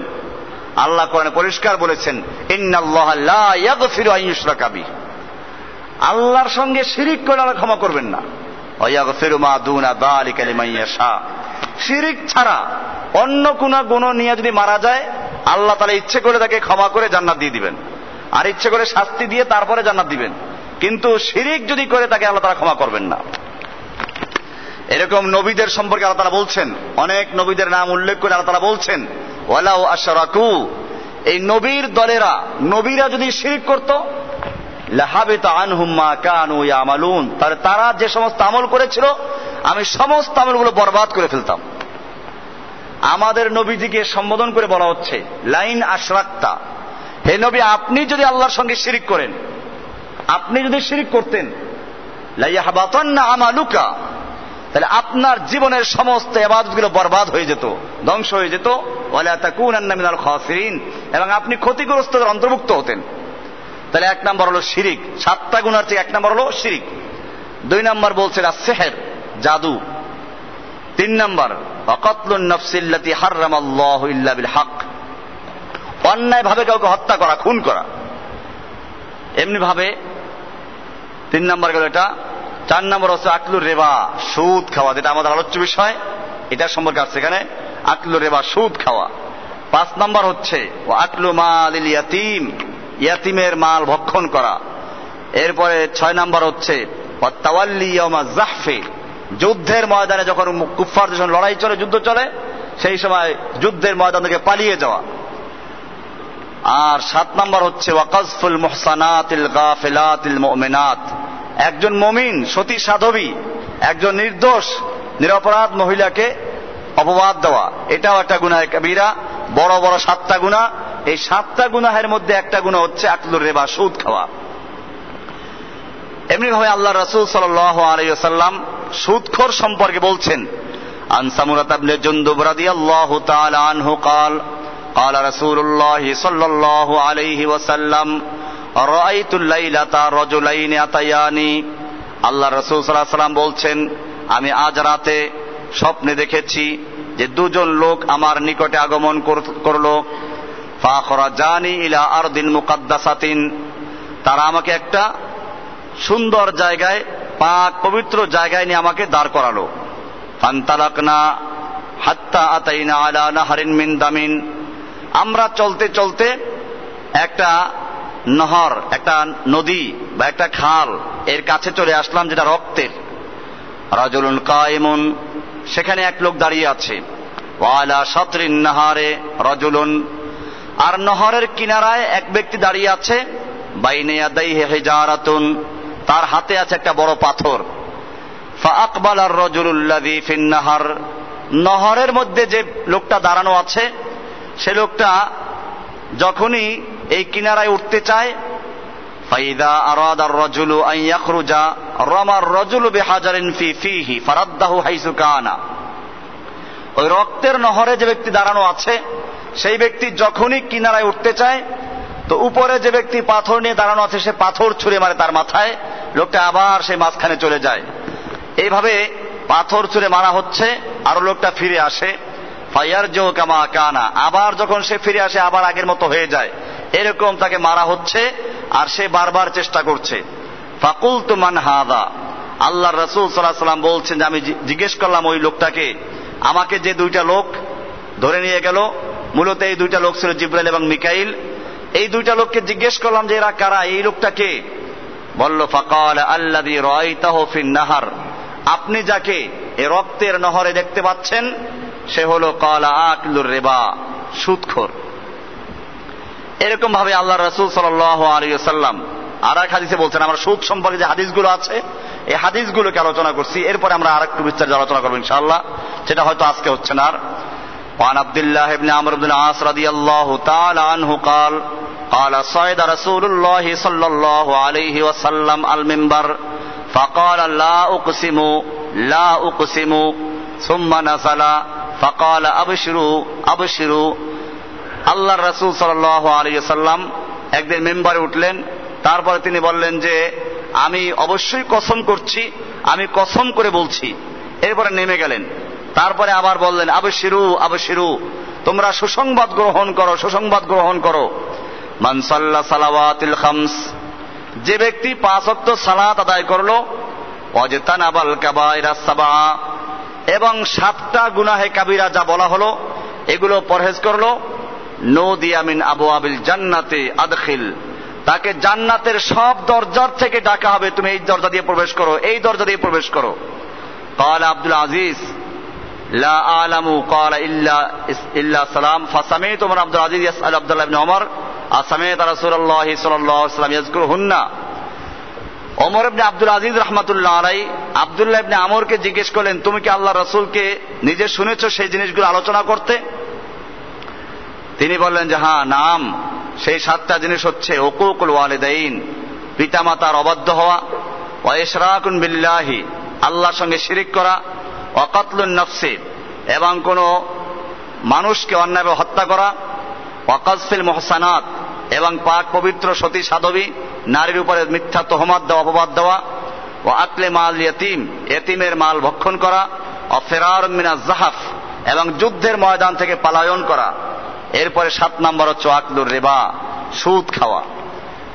এই হাদিসটা আত-তারগীব ওয়াত তারহিব, ইমাম ইবনুল কাইয়িম আল-জাওযী রাহমাতুল্লাহ আলাইহির কিতাব, ওখানে আছে 1372 নম্বর হাদিস। এমনি ভাবে আল্লাহর রাসূল সাল্লাল্লাহু আলাইহি ওয়াসাল্লাম সুদখোরের প্রতি লানত করেছেন। হাদিসে বলা আছে, আন আব্দুল্লাহ ইবনে মাসউদ রাদিয়াল্লাহু তাআলা আনহু قال লানা রাসূলুল্লাহ সাল্লাল্লাহু আলাইহি ওয়াসাল্লাম আকিলার রিবা ওয়া মুকিলাহু। হযরত আব্দুল্লাহ ইবনে মাসউদ রাদিয়াল্লাহু তাআলা আনহু বলেন যে আল্লাহর রাসূল সাল্লাল্লাহু আলাইহি ওয়াসাল্লাম লানত করেছেন, অভিশাপ দিয়েছেন। কাকে? আকিলার রিবা, যে সুদ খায়, ওয়া মুকিলাহু, যে সুদ খাওয়ায়, যে দেয়। ক্বালা মুগীরা কুলতু লিইব্রাহিম ওয়া শাহিদাইহি ওয়া কাতিবাহু। মুগীরা বলেন যে আমি ইব্রাহিম যে হাদিস বয়ানকে তাকে বললাম যে সাক্ষী দেয় এবং যে লেখে তার ব্যাপারে কি বলো? ফাকালা ইন্নামা নুহাদ্দিসু বিমা সামি'না। তিনি বললেন যে আমরা যতটুকু শুনেছি অতটুকু বয়ান করছি। তার মানে উনি এতটুকুই শুনেছেন, কিন্তু অন্য হাদিসে এটা আছে, যে কারণে ওই সাহাবী প্রশ্ন করেছেন যে সুদ যে লেখে, যে সাক্ষী হয়, যে দেয়, তাদের সমানই গুনাহ। আল্লাহর রাসূল সাল্লাল্লাহু আলাইহি ওয়াসাল্লাম আরেকটা ভবিষ্যৎবাণী করেছেন, যেটা আমাদের জন্য অত্যন্ত দুঃখবর, যে যারা সুদ না খাবে, এমন এক সময় আসবে সুদ না খেলেও সুদের ধুলা তার গায়ে লাগবে। আন আবি হুরায়রা রাদিয়াল্লাহু তাআলা আনহু قال قال رسول الله صلى الله عليه وسلم لا ياتين على الناس زمان। আল্লাহর রাসূল সাল্লাল্লাহু আলাইহি ওয়াসাল্লাম বলছেন, লা ইয়াতিয়ান্না আলান নাসি জামান, মানুষের সামনে অচিরেই এমন একটা সময় আসবে, লা ইয়াবকা আহাদুন ইল্লা আকিলার রিবা, এমন কোন লোক পাওয়া যাবে না যে সুদ খায় না। সুদ খাওয়া ছাড়া কোনো কাউকে তুমি খুঁজে পাবে না। ফামান লাম ইয়াকুল, যদি কোনো ব্যক্তি সুদ না খায়, সে সুদ খায় না, সরাসরি খায় না, আসাবাহু মিন বুখারিহি, তাহলে সুদের ধুলাবালু তার গায়ে লাগবে। ক্বালা ইবনে ঈসা আসাবাহু মিন গুবারিহি। এই হাদিসটা মুসনাদ আহমদের হাদিস, দ্বিতীয় খণ্ডের 394 হাদিস, আবু দাউদের 3331 নম্বর হাদিস, ইবনে মাজাহ 2278 নম্বর হাদিস, নাসাই শরীফের 7 খণ্ডের 243 নম্বর হাদিস। এরকম বিভিন্ন কিতাব হাদিসটা আছে। আল্লাহর রাসূল সাল্লাল্লাহু আলাইহি ওয়াসাল্লাম পরিষ্কার করে দিলেন যে সুদ এমন একটা সময় আসবে যখন সুদ না খেলেও সুদের ধুলাবালু গায়ে লাগবে। সেই ধুলাবালু আমাদের মধ্যেও আছে। আমরা যত যাই করে ব্যবসা করতে গেলেও দেখা যাবে যে যেখান থেকে আমরা মাল কিনে ওই ব্যবসাটা সুদে চলছে। অবশ্য এক্ষেত্রে গুনাহের তারতম্য আছে। আল্লাহর রাসূল সাল্লাল্লাহু আলাইহি ওয়াসাল্লাম যে হাদিসটা আমরা আগে বলেছিলাম, একবার তার কাছে খেজুর আনা হলো। হাদিসটা আবু সাঈদ খুদরি এবং আবু হুরায়রা থেকে বর্ণিত, আন্না রাসূলুল্লাহ সাল্লাল্লাহু আলাইহি ওয়াসাল্লাম ইস্তামালা রাজুলান আলা আহলি খায়বার। খায়বর যখন বিজয় হলো, এই এলাকা ছিল ফসলের এবং খুব ফল ফলাদি উৎপন্ন হতো। এইখানে একজন আমিল নিয়োগ করেছেন মুসলিমদের পক্ষ থেকে। ফাজা আবে তামারিন জানিবিন, আল্লাহর রাসূল সাল্লাল্লাহু আলাইহি ওয়াসাল্লামের কাছে এই ব্যক্তি অনেক উন্নত মানের খেজুর নিয়ে আসলো। ফাকালা আকুল্লু তামারে খায়বার হাকাযা। আল্লাহর রাসূল সাল্লাল্লাহু আলাইহি ওয়াসাল্লাম বললেন যে খায়বর এলাকার সব খেজুরগুলো কি এরকম? ক্বালা লা, না, সব খেজুর এরকম না। আল্লাহ ইয়া রাসূলুল্লাহ ইন্না লানাখুযু সা মিন হাযা বিসসাইনে, আমরা তো এই খেজুরের 1 সা অন্য খেজুরের 2 সা দিয়ে ক্রয় করি। ওয়াসাইনে বিসালাসে, এই খেজুরের 3 সা, 2 সা কিনে 3 সা দিয়ে অন্য খেজুরের 3 সা দিয়ে। ফাকাল লা তাফআল, এটা করো না। বিইল জামআ বিদারাহিম, তোমরা প্রথমে তোমাদের এই নিম্নমানের খেজুরগুলোকে টাকার বিনিময়ে বিক্রি করো।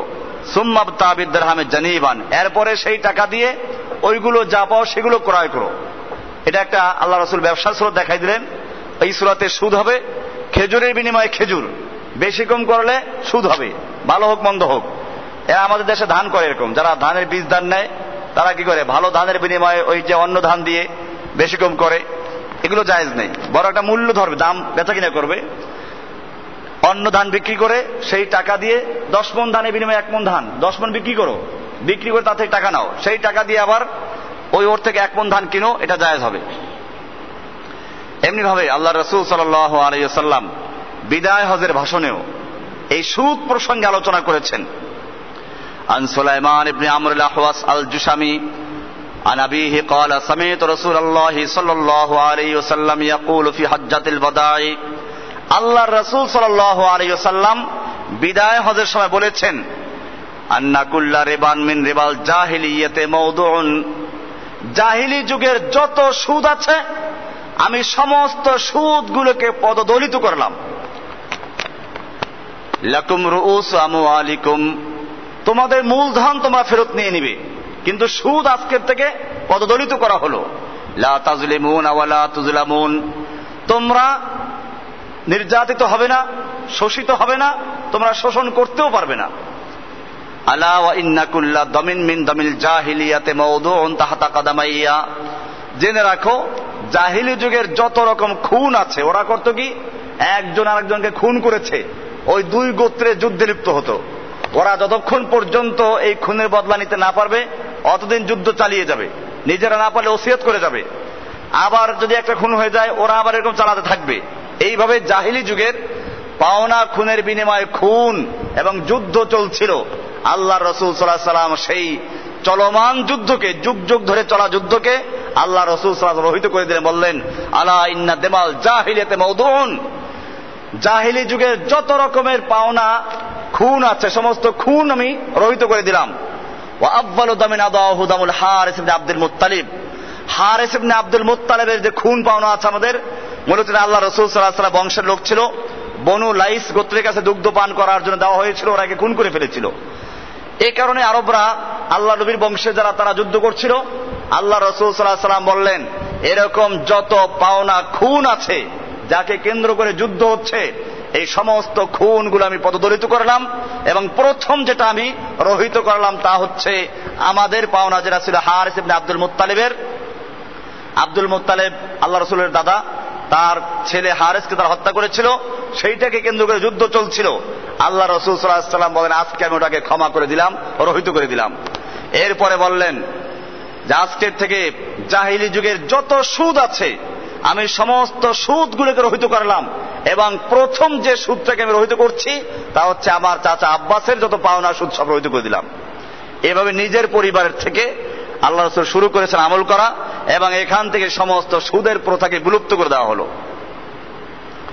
এমনি ভাবে আল্লাহ রাসূল সাল্লাল্লাহু আলাইহি ওয়াসাল্লাম আরো কিছু হাদিসের মধ্যে বলেছেন, আন ইবনে মাসউদ রাদিয়াল্লাহু তাআলা আনহু قال لعن رسول الله صلى الله عليه وسلم آكل الربا وموكله وشاهديه وكاتبه। আল্লাহ রাসূল সাল্লাল্লাহু আলাইহি ওয়াসাল্লাম লানত করেছেন যে সুদ খায়, যে সুদ দেয়, যে সুদের সাক্ষী হয়, যে লেখে। তাহলে এখন সুদে ব্যাংকে যারা চাকরি করে, এই হাদিস অনুযায়ী একেবারে পরিষ্কার যে যে ব্যাংকের ম্যানেজার হোক অথবা সাধারণ অফিসার হোক, সাধারণ কর্মী হোক, এমনকি ব্যাংকের যে দারোয়ানগিরি করে সেই দারোয়ান পর্যন্ত হারামে যুক্ত আছে। এই লানতের অভিশাপের সেও ভাগীদার, কারণ সে সুদের এই কারবারে অংশীদারিত্ব আছে, তার পাহারাদারি করছে এবং হেফাজত করার দায়িত্ব সে নিয়েছে। এই জন্য মুমিনদেরকে সাবধান থাকতে হবে। এই হাদিসটা আছে আবু দাউদ শরীফের কিতাবুল বুয়ের মধ্যে আছে, এরকম ভাবে নাসাই শরীফে আছে, এরকম ভাবে মিশকাতে হাদিসটা আছে, আমাদের তিরমিজিতে হাদিসটা আছে যে আল্লাহ রাসূল সাল্লাল্লাহু আলাইহি ওয়াসাল্লাম যে সুদ খায়, যে সুদ দেয় এবং যে সুদের সাক্ষী হয়, যে সুদ লেখে, সকলের প্রতি আল্লাহ রাসূল সাল্লাল্লাহু আলাইহি ওয়াসাল্লাম লানত করেছেন।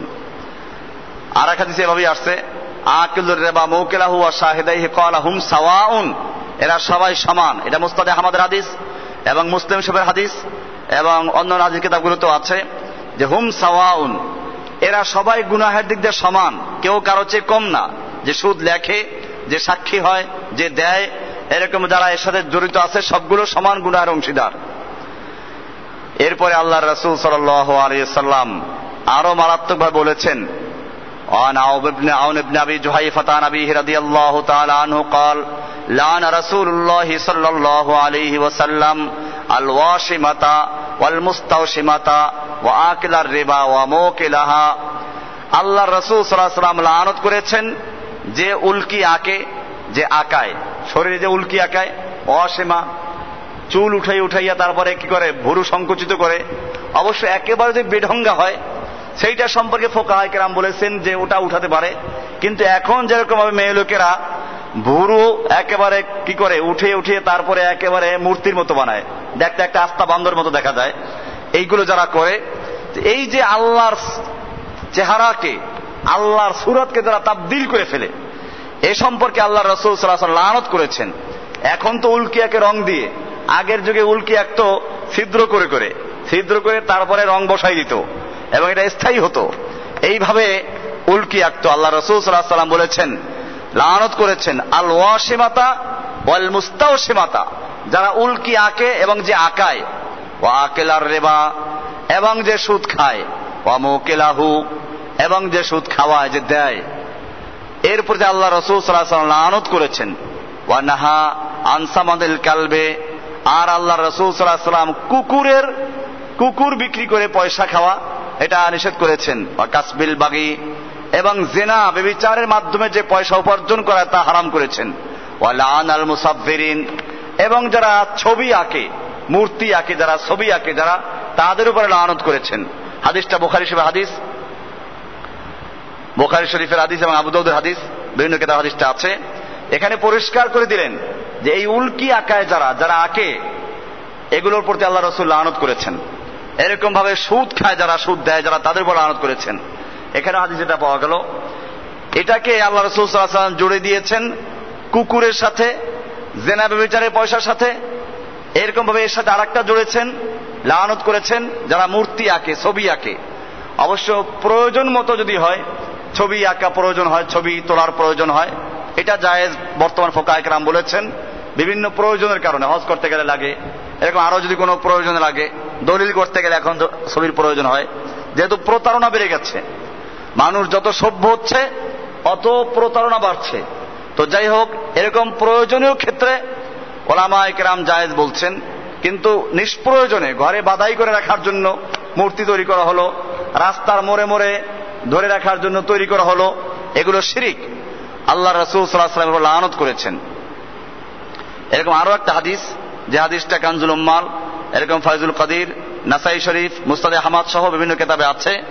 হাদিসটা আল্লাহ রাসূল বলেছেন, ক্বালা আন আব্দুল্লাহ ইবনে মাসউদ ক্বাল আকিলুর রিবা ওয়া মুকিলাহু ওয়া কাতিবাহু ওয়া শাহিদাহু, একজন সুদখোর আর সুদ যে দেয়, সুদ যে লেখে, সুদ যারা সাক্ষী হয়, ইযা আলিমু যালিকা, যদি তারা এটা জানা থাকে যে সুদ হারাম, এরপরেও তারা এটার সঙ্গে জড়িত হয়, ওয়াল ওয়াশিমাতা ওয়াল মুস্তাওশিমাতা লিল হুসনি, এবং যারা সৌন্দর্য বৃদ্ধি করার জন্য উল্কি আঁকে এবং আঁকায়, ওয়াল লাভিয়া সাদাকাতি ওয়াল মুরতাদ্দি আরাবিয়ান বাদাল হিজরাতে মালউনুন আলা নিসানি মুহাম্মাদিন ইয়াউমাল কিয়ামা, কিয়ামত দিবসে মুহাম্মদ সাল্লাল্লাহু আলাইহি সাল্লামের মুখে এদের প্রতি লানত নাজিল হয়েছে এবং কিয়ামত পর্যন্ত তাদের উপরে লানত পড়তেই থাকবে। এমনি ভাবে আল্লাহ রাসূল সাল্লাল্লাহু আলাইহি ওয়াসাল্লাম একটা হাদিস বলছেন, আন আবি হুরায়রা রাদিয়াল্লাহু তাআলা আনহু قال قال رسول الله صلى الله عليه وسلم لعن أربعة حق على الله ألا يدخلهم الجنة, আল্লাহ রাব্বুল আলামিন চার ব্যক্তির প্রতি আল্লাহ রাসূল সাল্লাল্লাহু আলাইহি ওয়াসাল্লাম লানত করেছেন এবং আল্লাহ তাআলার হক হচ্ছে এদেরকে জান্নাতে প্রবেশ করাবেন না। আল্লাহ তাআলা এদেরকে জান্নাতে প্রবেশ করাবেন না বলে নিজের উপরে নিজে বাধ্য করেছেন। সেই চার প্রকার লোক কারা? লা ইউযীকুহুম নাঈমাহা, আল্লাহ তাআলা এদেরকে জান্নাতে নেওয়া তো দূরের কথা, জান্নাতের নেয়ামতের স্বাদ আস্বাদন করাবেন না। সেই চার ব্যক্তি হচ্ছে মুদমিনুল খামার, নিয়মিত মদ পান করতে অভ্যস্ত, যে একবার করলো তওবা করলো আল্লাহ ক্ষমা করবেন, দুইবার করলো তওবা করলে ক্ষমা করবেন, এরকম যদি সে স্থায়ীভাবে করতেই থাকে, সেই ব্যক্তি মদ পান করা অবস্থায় মৃত্যু হলো, আল্লাহ তাআলা তাকে ক্ষমা করবেন না। ওয়া আকিলার রিবা, দুই নাম্বার হলো যে ব্যক্তি সুদ খায়। তিন নাম্বার হলো ওয়া আকিলু মালিল ইয়াতীম বিগাইরি হাক্কিন, অবৈধভাবে অন্যায়ভাবে যে ব্যক্তি এতিমের মাল খায়। হ্যাঁ, এতিমকে লালন পালন করতে গিয়ে যদি নিজের চলার ব্যবস্থা না থাকে, প্রয়োজন মতো খেতে পারবে, কিন্তু নিজের চলার ব্যবস্থা আছে, এরপরে এতিমের মাল অন্যায়ভাবে খেলো বা জবরদখল করলো, এ ব্যক্তি ওয়ালা আকুলি ওয়ালিদাইহি, এবং যে পিতা মাতার অবাধ্য হয়, নাফরমানি করে, সেই ব্যক্তিকেও আল্লাহ রাসূল সাল্লাল্লাহু আলাইহি ওয়াসাল্লাম লানত করেছেন এবং আল্লাহর হক হচ্ছে এদেরকে জান্নাতে প্রবেশ করাবেন না এবং জান্নাতের স্বাদ আস্বাদন করাবেন না। এমনি ভাবে সুদের গুনাহ 73টা গুনাহ, সুদ করলে কমপক্ষে 73 প্রকারের গুনাহ হয়। আর আব্দুল্লাহ ইবনে মাসউদ রাদিয়াল্লাহু তাআলা আনহু আন নবী সাল্লাল্লাহু আলাইহি ওয়াসাল্লাম قال আর-রিবা 73 বাবান, সুদের মধ্যে 33 প্রকারের গুনাহ রয়েছে। সালাসা সাবউনা 73 প্রকার গুনাহ রয়েছে। সালাসাতু ওয়া সাবউনা বাবান আইসারুহা, তার মধ্যে সবচেয়ে নিম্ন স্তরের গুনাহ হচ্ছে আইয়ান কিহা আর রাজুলু উম্মাহু, যে কোনো ব্যক্তি তার মাকে বিবাহ করলো। মাকে তো বিয়ে করা যায় না, মাকে বিয়ে করলে জেনা করা হয়, তার মানে হচ্ছে নিজের মায়ের সঙ্গে জেনা করলে যে গুনাহ হয় এটা হচ্ছে জেনার এর মধ্যে সবচেয়ে, সুদের মধ্যে যে 73টা গুনাহ, সেই 73টা গুনার সবচেয়ে নিম্ন স্তরের গুনাহ হচ্ছে এটা। আরেক হাদিসে আল্লাহ রাসূল সাল্লাল্লাহু আলাইহি ওয়াসাল্লাম বলেছেন, ক্বালা আর রিবা বিদউ ওয়া সাবউনা বাবান ওয়া শিরকু মিসলা যালিক, সুদের মধ্যে রয়েছে 70-এর উপরে গুনাহ এবং শিরকটা হচ্ছে সুদের সমতুল্য গুনাহ, তার শিরকের সঙ্গে তুলনা করা হয়েছে এখানে। এরকম ভাবে আল্লাহ রাসূল সাল্লাল্লাহু আলাইহি ওয়াসাল্লাম আরো হাদিসে বলেছেন, আন আব্দুল্লাহ ইবনে সালাম রাদিয়াল্লাহু তাআলা আনহু আন রাসূলিল্লাহি সাল্লাল্লাহু আলাইহি ওয়াসাল্লাম قال الدرهم يصيبه الرجل من الربا, যেই ব্যক্তি 1 দিরহাম 1 টাকা কামাই করে সুদের থেকে, আযম ইনদাল্লাহি মিন সালাসাতিন ওয়া সালাসিনা জিনিয়াতান ইয়াজনিহা ফিল ইসলাম, আল্লাহর কাছে এই সুদের 1 টাকা ইসলামে প্রবেশ করে 33 বার জিনা করলে যে গুনাহ, তার চেয়ে আল্লাহর কাছে মারাত্মক গুনাহ এটা। এটাও তাবরানির হাদিস। আর এক হাদিস আল্লাহ রাসূল সাল্লাল্লাহু আলাইহি ওয়াসাল্লাম বলছেন, মিশকাতের হাদিসটা আছে আব্দুল্লাহ ইবনে সালাম থেকে বর্ণিত, ক্বালা আর রিবা ইসনানি ওয়া সাবউনা হুবান, সুদের মধ্যে রয়েছে 72টা গুনাহ। এখানে 72 বলা হচ্ছে, আদনাহা হুবান, তার মধ্যে সবচেয়ে নিম্ন স্তরের গুনাহ হচ্ছে কামান আতা উম্মাহু ফিল ইসলামে, ওই ব্যক্তির মতো যে তার মায়ের সঙ্গে জেনা করলো, ইসলাম গ্রহণ করে ইসলামে আসার পরে সেই অন্যায় করলো। অদিরহামুন মিনার রিবা, আর রিবা বা সুদের 1টা দিরহাম কাবিদউ ওয়া সালাসিনা জিনিয়াতান, 33 বার জেনা করলে যে গুনাহ তার সমতুল্য গুনাহ। এরকম ভাবে আরো অনেকগুলো হাদিস আল্লাহ রাসূল সাল্লাল্লাহু আলাইহি ওয়াসাল্লাম বয়ান করেছেন। আমরা হাদিসগুলো সব বলতে গেলে অনেক সময় প্রয়োজন হবে, মুমিনদের জন্য এগুলোই যথেষ্ট। যে আল্লাহর রাসূল সাল্লাল্লাহু আলাইহি ওয়াসাল্লাম অনেকগুলো হাদিসে এই সুদ সম্পর্কে সাবধান করেছেন এবং বলেছেন যে আল্লাহ তাআলা তাদের কোনো দায়িত্ব নেবেন না। আব্দুল্লাহ বিন আব্বাস থেকে হাদিস আসছে, ক্বালা রাসূলুল্লাহ সাল্লাল্লাহু আলাইহি ওয়াসাল্লাম, আল্লাহর রাসূল সাল্লাল্লাহু আলাইহি ওয়াসাল্লাম বলেছেন, মান আকালা দিরহামান মিনার রিবা, যে ব্যক্তি 1 দিরহাম সুদ খায়, 1 দিরহাম 1 টাকা পরিমাণ সুদ খাইলো, আল্লাহ তাআলার দায়িত্ব হচ্ছে তাকে আল্লাহ তাআলা ক্ষমা করবেন না এবং তার জাহান্নামে জ্বলার জন্যই, তার আগুনে জ্বলার জন্যই তার দেহটা উপযুক্ত। এরপরে সুদের মাধ্যমে কিছু গুনাহের কথা হাদিসে বলা আছে, যে সুদ যদি কেউ খায় তো তাহলে তাদের কি কি গুনাহ হবে।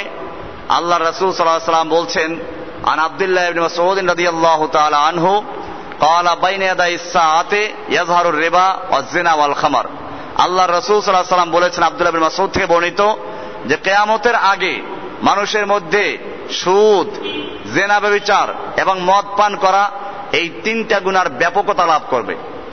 আমরাও দেখি আমাদের সমাজে সুদ তো ব্যাপক আকারে সরকারিভাবেই সুদ ব্যাপক হারে আছে, ব্যক্তিগত পর্যায়ে আছে, এখন অনেক ব্যক্তিগত প্রতিষ্ঠান আছে সুদ চালু করার জন্য, এনজিও গুলো আছে।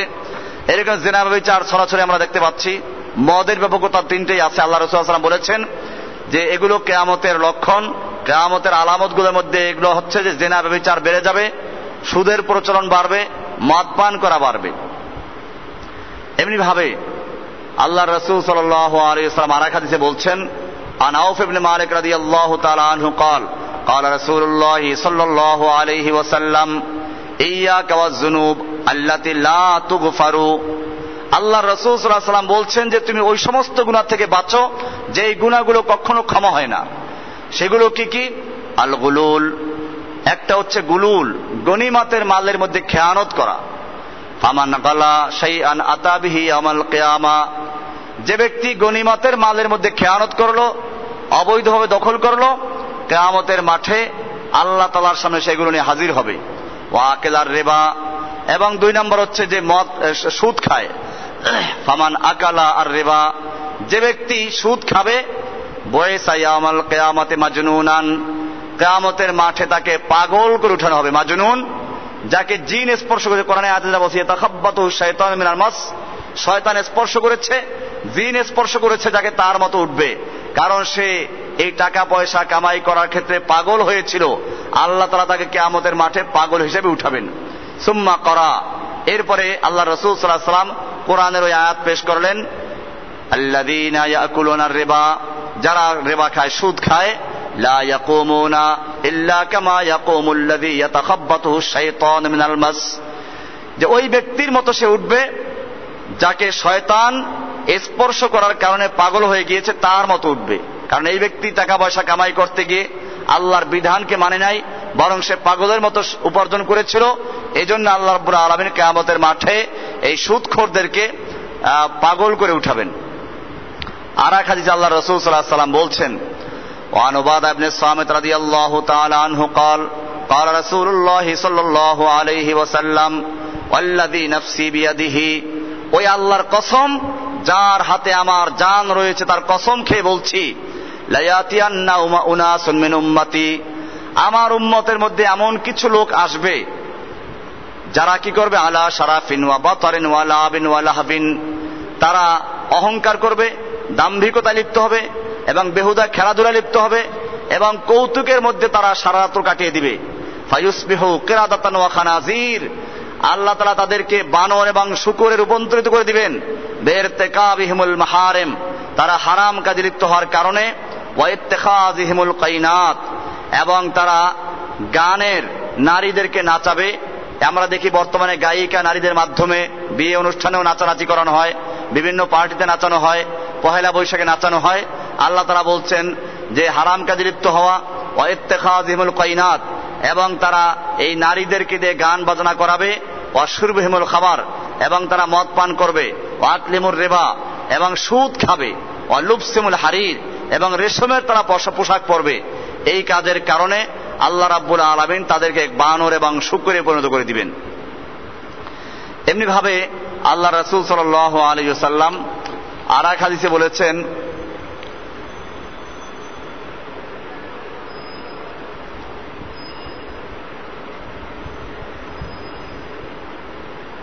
ওয়ান উবাই ইবনে কাব রাদিয়াল্লাহু তাআলা আনহু قال ইযা কারাজতা রাজুলান, তুমি যখন কোন ব্যক্তিকে করজ দিলা, ঋণ দিলা, টাকা ধার দিলেন, ফাআহদা লাকা হাদিয়াতান, অতঃপর সে তোমাকে কোনো হাদিয়া দিল, আগে হাদিয়া দেয় নাই, এখন আপনি টাকা ধার দিলেন, এখন আপনার কাছে হাদিয়া নিয়ে ফল নিয়ে আসে বাসায়, আপনাকে কি করে আরো কোনো গাড়িতে চড়ায়, এরকম কিছু করলো। ফাআহদা লাকা হাদিয়াতান ফাখুয করজাকা, তুমি তোমার করজটাকে নাও, যা দিয়েছিল ফেরত নাও, কিন্তু ওয়ারদুদ ইলাইহি হাদিয়াহু, তার হাদিয়া গ্রহণ করো না, কারণ সে এটা তোমাকে করজের বিনিময় দিচ্ছে, আর করজের বিনিময়ে তুমি যা কিছু তার থেকে ফায়দা অর্জন করবে সবটাই সুদ। তুমি তার ঘোড়ায় চড়লে, তার গাড়িতে চড়লে, অথবা সে তোমাকে একটা পেঁপে কিনে দিল, 1 কেজি আম কিনে দিল, এ আগে দেয় নাই কোনো সময়। হ্যাঁ, আগে যদি চালু থাকে এরকম দেওয়া, সে আগেও দিত, এখনো দেয়, তাহলে আবার সুদ হবে না। কিন্তু আপনি টাকা তাকে ধার দেওয়ার পরে এখন সে এরকম করা শুরু করলো, আল্লাহ রাসূল সাল্লাল্লাহু আলাইহি ওয়াসাল্লাম বলছেন, তুমি যাকে করজ দিলা সেই ব্যক্তি যদি তোমাকে কোনো হাদিয়া দেয়, তুমি তার করজটা ফেরত নাও, কিন্তু তার হাদিয়া ফেরত নিও না। এমনি আরেকটা হাদিস, আর ইবনে আব্বাস রাদিয়াল্লাহু তাআলা আনহু قال ইযা আসলাফতা রাজুলান সালাফান ফালা তাকবাল মিনহু হাদিয়াতান কুরআন আও আরিয়াতা রুকুবিন দাব্বাতিহি, তুমি যখন কারোর সাথে বাকিতে লেনদেন করো, বিক্রি করো, তখন এই বাকিতে সে তোমাকে টাকা দিল, বিক্রি করলো, এই কারণে তুমি তাকে হাদিয়া দিলা বা সে তোমাকে হাদিয়া দিল, এরকম ভাবে তার কোনো বাহনে তুমি সওয়ার হতে যেও না। তাহলে এখানে আমরা আরেকটা পাইলাম, যে সমস্ত করজের সাথে লাভের সম্পর্ক থাকে এই করজটাই সুদ হয়ে যায়, ওই লাভটা সুদ হয়ে যায়। আলী রাদিয়াল্লাহু তাআলা আনহু একটা স্পষ্ট হাদিসের কথা বলেছেন, যে হাদিসটা বিভিন্ন কিতাবে কানজুল উম্মাল থেকে আনা আছে। আল্লাহ রাসূল সাল্লাল্লাহু আলাইহি ওয়াসাল্লাম বলেছেন, কুল্লু করজিন জাররা মানফাআতান, যে সমস্ত করজ এবং ঋণ লাভ টেনে আনে, করজের সঙ্গে কি আসে, লাভ নিয়ে আসে, কুল্লু করজিন জাররা মানফাআতান, যে সকল করজ মানফাআতকে, লাভকে টেনে আনে, এটাই রিবা, এটাই সুদ। তাহলে সুদের একটা আরেকটা ধরন পাইলাম, যে করজ দিয়ে তার থেকে কোনো লাভ নেওয়া, ফায়দা উঠানো। হ্যাঁ, যদি আগের থেকে সে এরকম দিতে থাকে সেটা আবার ভিন্ন বিষয়, তা নেওয়া যেতে পারে। আলী রাদিয়াল্লাহু তাআলা আনহু আরেকটা হাদিস বর্ণনা করেছেন, ক্বালা ইযা আরাদাল্লাহু বিকওমিন হালাকান, আল্লাহ তাআলা যখন কোন কওমকে হালাক করতে চান, ধ্বংস করতে চান, ফাশা ফীহিম আর-রিবা, তাদের মধ্যে রিবার প্রচলন, সুদের প্রচলন ব্যাপক করে দেন। এই যে আমাদের সমাজে ব্যাপক সুদের প্রচলন, এই হাদিস অনুযায়ী আমাদের ধ্বংস নিকটে। ধ্বংস হচ্ছে মানুষ, এই যে মনে করেন এক একটা বিল্ডিং করে মানুষ পুড়ে মারা যাচ্ছে, এগুলো আমাদের সতর্ক করা হচ্ছে। আমাদের খুশি হওয়ার কোনো কারণ নাই যে এটা অমুক এলাকায় ধ্বংস হয়েছে, আমরা তো ভালো আছি, আমাদের উপরে যে আসবে না এমন কোন নিশ্চয়তা নেই। এটা আল্লাহ তাআলা সাবধান করছেন। আল্লাহ রাসূল সাল্লাল্লাহু আলাইহি ওয়াসাল্লাম সেটাই বললেন, আল্লাহ তাআলা যখন কোন জাতিকে ধ্বংস করতে চান তখন ওই জাতির মধ্যে সুদের ব্যাপক প্রচলন করে দেন, সুদ ছড়িয়ে দেন। এই জন্য সাহাবী রাদিয়াল্লাহু তাআলা বলেন, রাহমাতুল্লাহ বলেন যে ক্বালা ওমর তারাকনা ইসতিসাআতা আশারিল হালাল, আমরা হালাল কামাইয়ের প্রায় 10 ভাগের 9 ভাগ ত্যাগ করেছি মাখাফাতার রিবা, সুদের ভয়তে। আমরা আমাদের ব্যবসা বাণিজ্য 10 ভাগের 9 ভাগ ত্যাগ করেছি সুদের কারণে, সুদের ভয়তে। আল্লাহ রাসূল সাল্লাল্লাহু আলাইহি ওয়াসাল্লাম এভাবে সাবধান করেছেন। আল্লাহ রাসূল সাল্লাল্লাহু আলাইহি ওয়াসাল্লাম আরো বলেছেন, ইবনে আব্বাস রাদিয়াল্লাহু তাআলা আনহু, আব্বাস বর্ণিত, আব্দুল্লাহ বিন আব্বাস রাদিয়াল্লাহু তাআলা বলেন, ক্বালা লা তুশারিক ইহুদিয়ান ওয়ালা নাসরানিয়ান ওয়ালা মাজুসিয়ান, তোমরা ইহুদি, খ্রিস্টান এবং অগ্নিপূজক অর্থাৎ এক কথায় বিধর্মীদের সাথে শেয়ারে ব্যবসা করো না, ব্যবসা বাণিজ্য করো না, ভাগে ব্যবসা করো না। কিলা ওয়া লিমা, বলেন যে কেন? ক্বালা লিআন্নাহুম ইয়ারবুনা ওয়ার রিবা লা ইয়াহিল্লু, কেননা তারা সুদে কারবার করে, সুদে ব্যবসা করে, অথচ সুদ জায়েজ নেই। তুমি এখন ইহুদি, খ্রিস্টান, হিন্দু, বৌদ্ধ এদের সাথে ব্যবসা করলে ওদের কাছে সুদ হারাম না, ওরা সুদে ব্যবসা করে, তুমি তার সঙ্গে ব্যবসা করে তোমার ব্যবসাও সুদে ঢুকলো, এই জন্য তুমি এটা করতে যাবে না। এইভাবে আল্লাহ রাসূল সাল্লাল্লাহু আলাইহি ওয়াসাল্লাম সুদ সম্পর্কে আমাদেরকে সাবধান করেছেন। কাজে সুদের কারণে যে সমস্ত ক্ষতির সম্মুখীন আমরা হতে যাচ্ছি, এক হলো সুদ ভক্ষণকারীর উপরে আল্লাহ তাআলা বিভিন্ন ধরনের বালা মুসিবত এবং ধ্বংস নাজিল করেন। 2, জাহান্নামে সদা সর্বদা তার মুখের উপর পাথর নিক্ষেপ করা হবে, যেটা হাদিস থেকে বললাম যে ওই যে জাহান্নামে পাথর নিক্ষেপ করা হচ্ছে, সেই কিনারায় আসে আবার পাথর মারা হচ্ছে। 3, রাসূল আকরাম সাল্লাল্লাহু আলাইহি ওয়াসাল্লাম তার উপর অভিসম্পদ ও লানত করেছেন, আল্লাহ রাসূল কয়েক জায়গায় লানত করেছেন এবং আল্লাহ তাআলা তার দোয়া কবুল করবেন না। 4, সুদ ভক্ষণকারী সুদ ভক্ষণের দরুন কবিরা গুনাহে পতিত হয়। ওই যে 7টা বড় বড় গুনাহ, 7টার মধ্যে একটা হচ্ছে যে আকলুর রিবা, সুদ খাওয়া। 5, আল্লাহ পাক সুবহানাহু ওয়া তাআলা নিজের উপর ওয়াজিব করে নিয়েছেন যে সুদখোরকে জান্নাতে দাখিল করবেন না, যেটা হাদিস থেকে আমরা আলোচনা করেছি। 6, সুদখোর জাহান্নামে পতিত হবে, অতঃপর সে জাহান্নামে বিভিন্ন প্রকারের শাস্তি অবলোকন করতে থাকবে, যার সংখ্যা হবে 73 প্রকারের শাস্তি তার হবে। যেটা বলা হলো এগুলোর সর্বনিম্ন হলো সেও মায়ের সাথে ব্যভিচারে লিপ্ত হওয়ার যে গুনাহ, তার শাস্তি সমতুল্য। 7, সুদ ভক্ষণ করা 33 বার জিনার সব করার সমতুল্য গুনাহ, অথচ আল্লাহ পাক সুবহানাহু ওয়া তাআলা কোরআন শরীফে ইরশাদ করেছেন, ওয়ালা তাকরাবুজ জিনা, যে তোমরা জিনা ব্যভিচারের ধারে কাছেও যেও না। 8, সুদ ভক্ষণ ক্রিয়াটি কোন জনপদ বিরান হয়ে যাওয়ার কারণ, ধ্বংস হয়ে যাওয়ার কারণ। আল্লাহ তাআলা বলছেন যে এলাকায় আল্লাহ তাআলা ধ্বংস করতে চান সেখানে সুদের ব্যাপক প্রচলন করে দেন। 9, সুদ ভক্ষণকারীকে শাস্তি দেওয়ার লক্ষ্যে আল্লাহ তাআলা ভয়ানক সর্প ছেড়ে দেবেন, যেগুলো তার পেটে অবস্থান করবে। এটা একটা লম্বা হাদিস আছে, যেটা আমি আলোচনা করি নাই, যে 10 প্রকারের মধ্যে 1 প্রকার আছে তাদের পেটে সাপ দেখা যাবে। তো আল্লাহ রাসূল সাল্লাল্লাহু আলাইহি ওয়াসাল্লাম জিজ্ঞেস করেন যে এরা কারা? বলে এরা হলো আকিলুস রিবা, সুদখোর। 10 নম্বর, সুদ ভক্ষণকারীদেরকে রাস্তায় ফেলে রাখা হবে, আর কাফেররা তার পার্শ্ব দিয়ে পথ অতিক্রম করবে, তারা সকাল বিকাল তার শাস্তি অবলোকন করবে। 11, সুদ লেনদেন ব্যাপকতা ও প্রসারতা লাভ করা কিয়ামত অতি নিকটবর্তী হওয়ার আলামত। কিয়ামতের আলামত হচ্ছে সুদ বেড়ে যাওয়া, জেনা ব্যভিচার বেড়ে যাওয়া, মদ পান করা। কাজে সুদ বেড়ে যাওয়া এটা কিয়ামতের একটা লক্ষণ। 12, সুদ ভক্ষণকারী কবর থেকে পাগলের ন্যায় হাসরের ময়দানে উত্থিত হবে, যেটা বলা আছে লা ইয়াকুমু ইল্লা ইয়াকুমু কামা ইয়াতাখাব্বাতু শাইতানু মিনাল মাস, যে শয়তান যাকে স্পর্শ করেছে সেই পাগল যেরকম উঠে সেরকম সে উঠবে। 13, কিয়ামতের দিন সুদখোরের অঙ্গহানি হবে।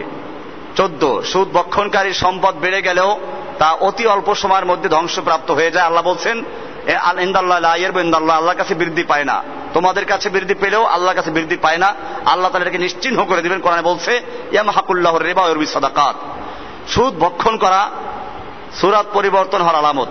সুদ ভক্ষণ করলে হাদিসে বলা আছে তোমাদের বানর এবং শূকর বানিয়ে দেওয়া হবে এবং সুদের কারণে চেহারা পরিবর্তন হয়ে যাবে, চেহারা নূর চলে যাবে। তাহলে আমরা সুদের ভয়াবহতা এবং কোরআন এবং হাদিস থেকে সুদের বিধান সম্পর্কে আজকে আলোচনা করলাম। এর সাথে সুদের কিছু সূরাত আলোচনা করলো। ইনশাআল্লাহ আরো কিছু আলোচনা হয়তো আগামী সপ্তাহে আলোচনা করবো ইনশাআল্লাহ।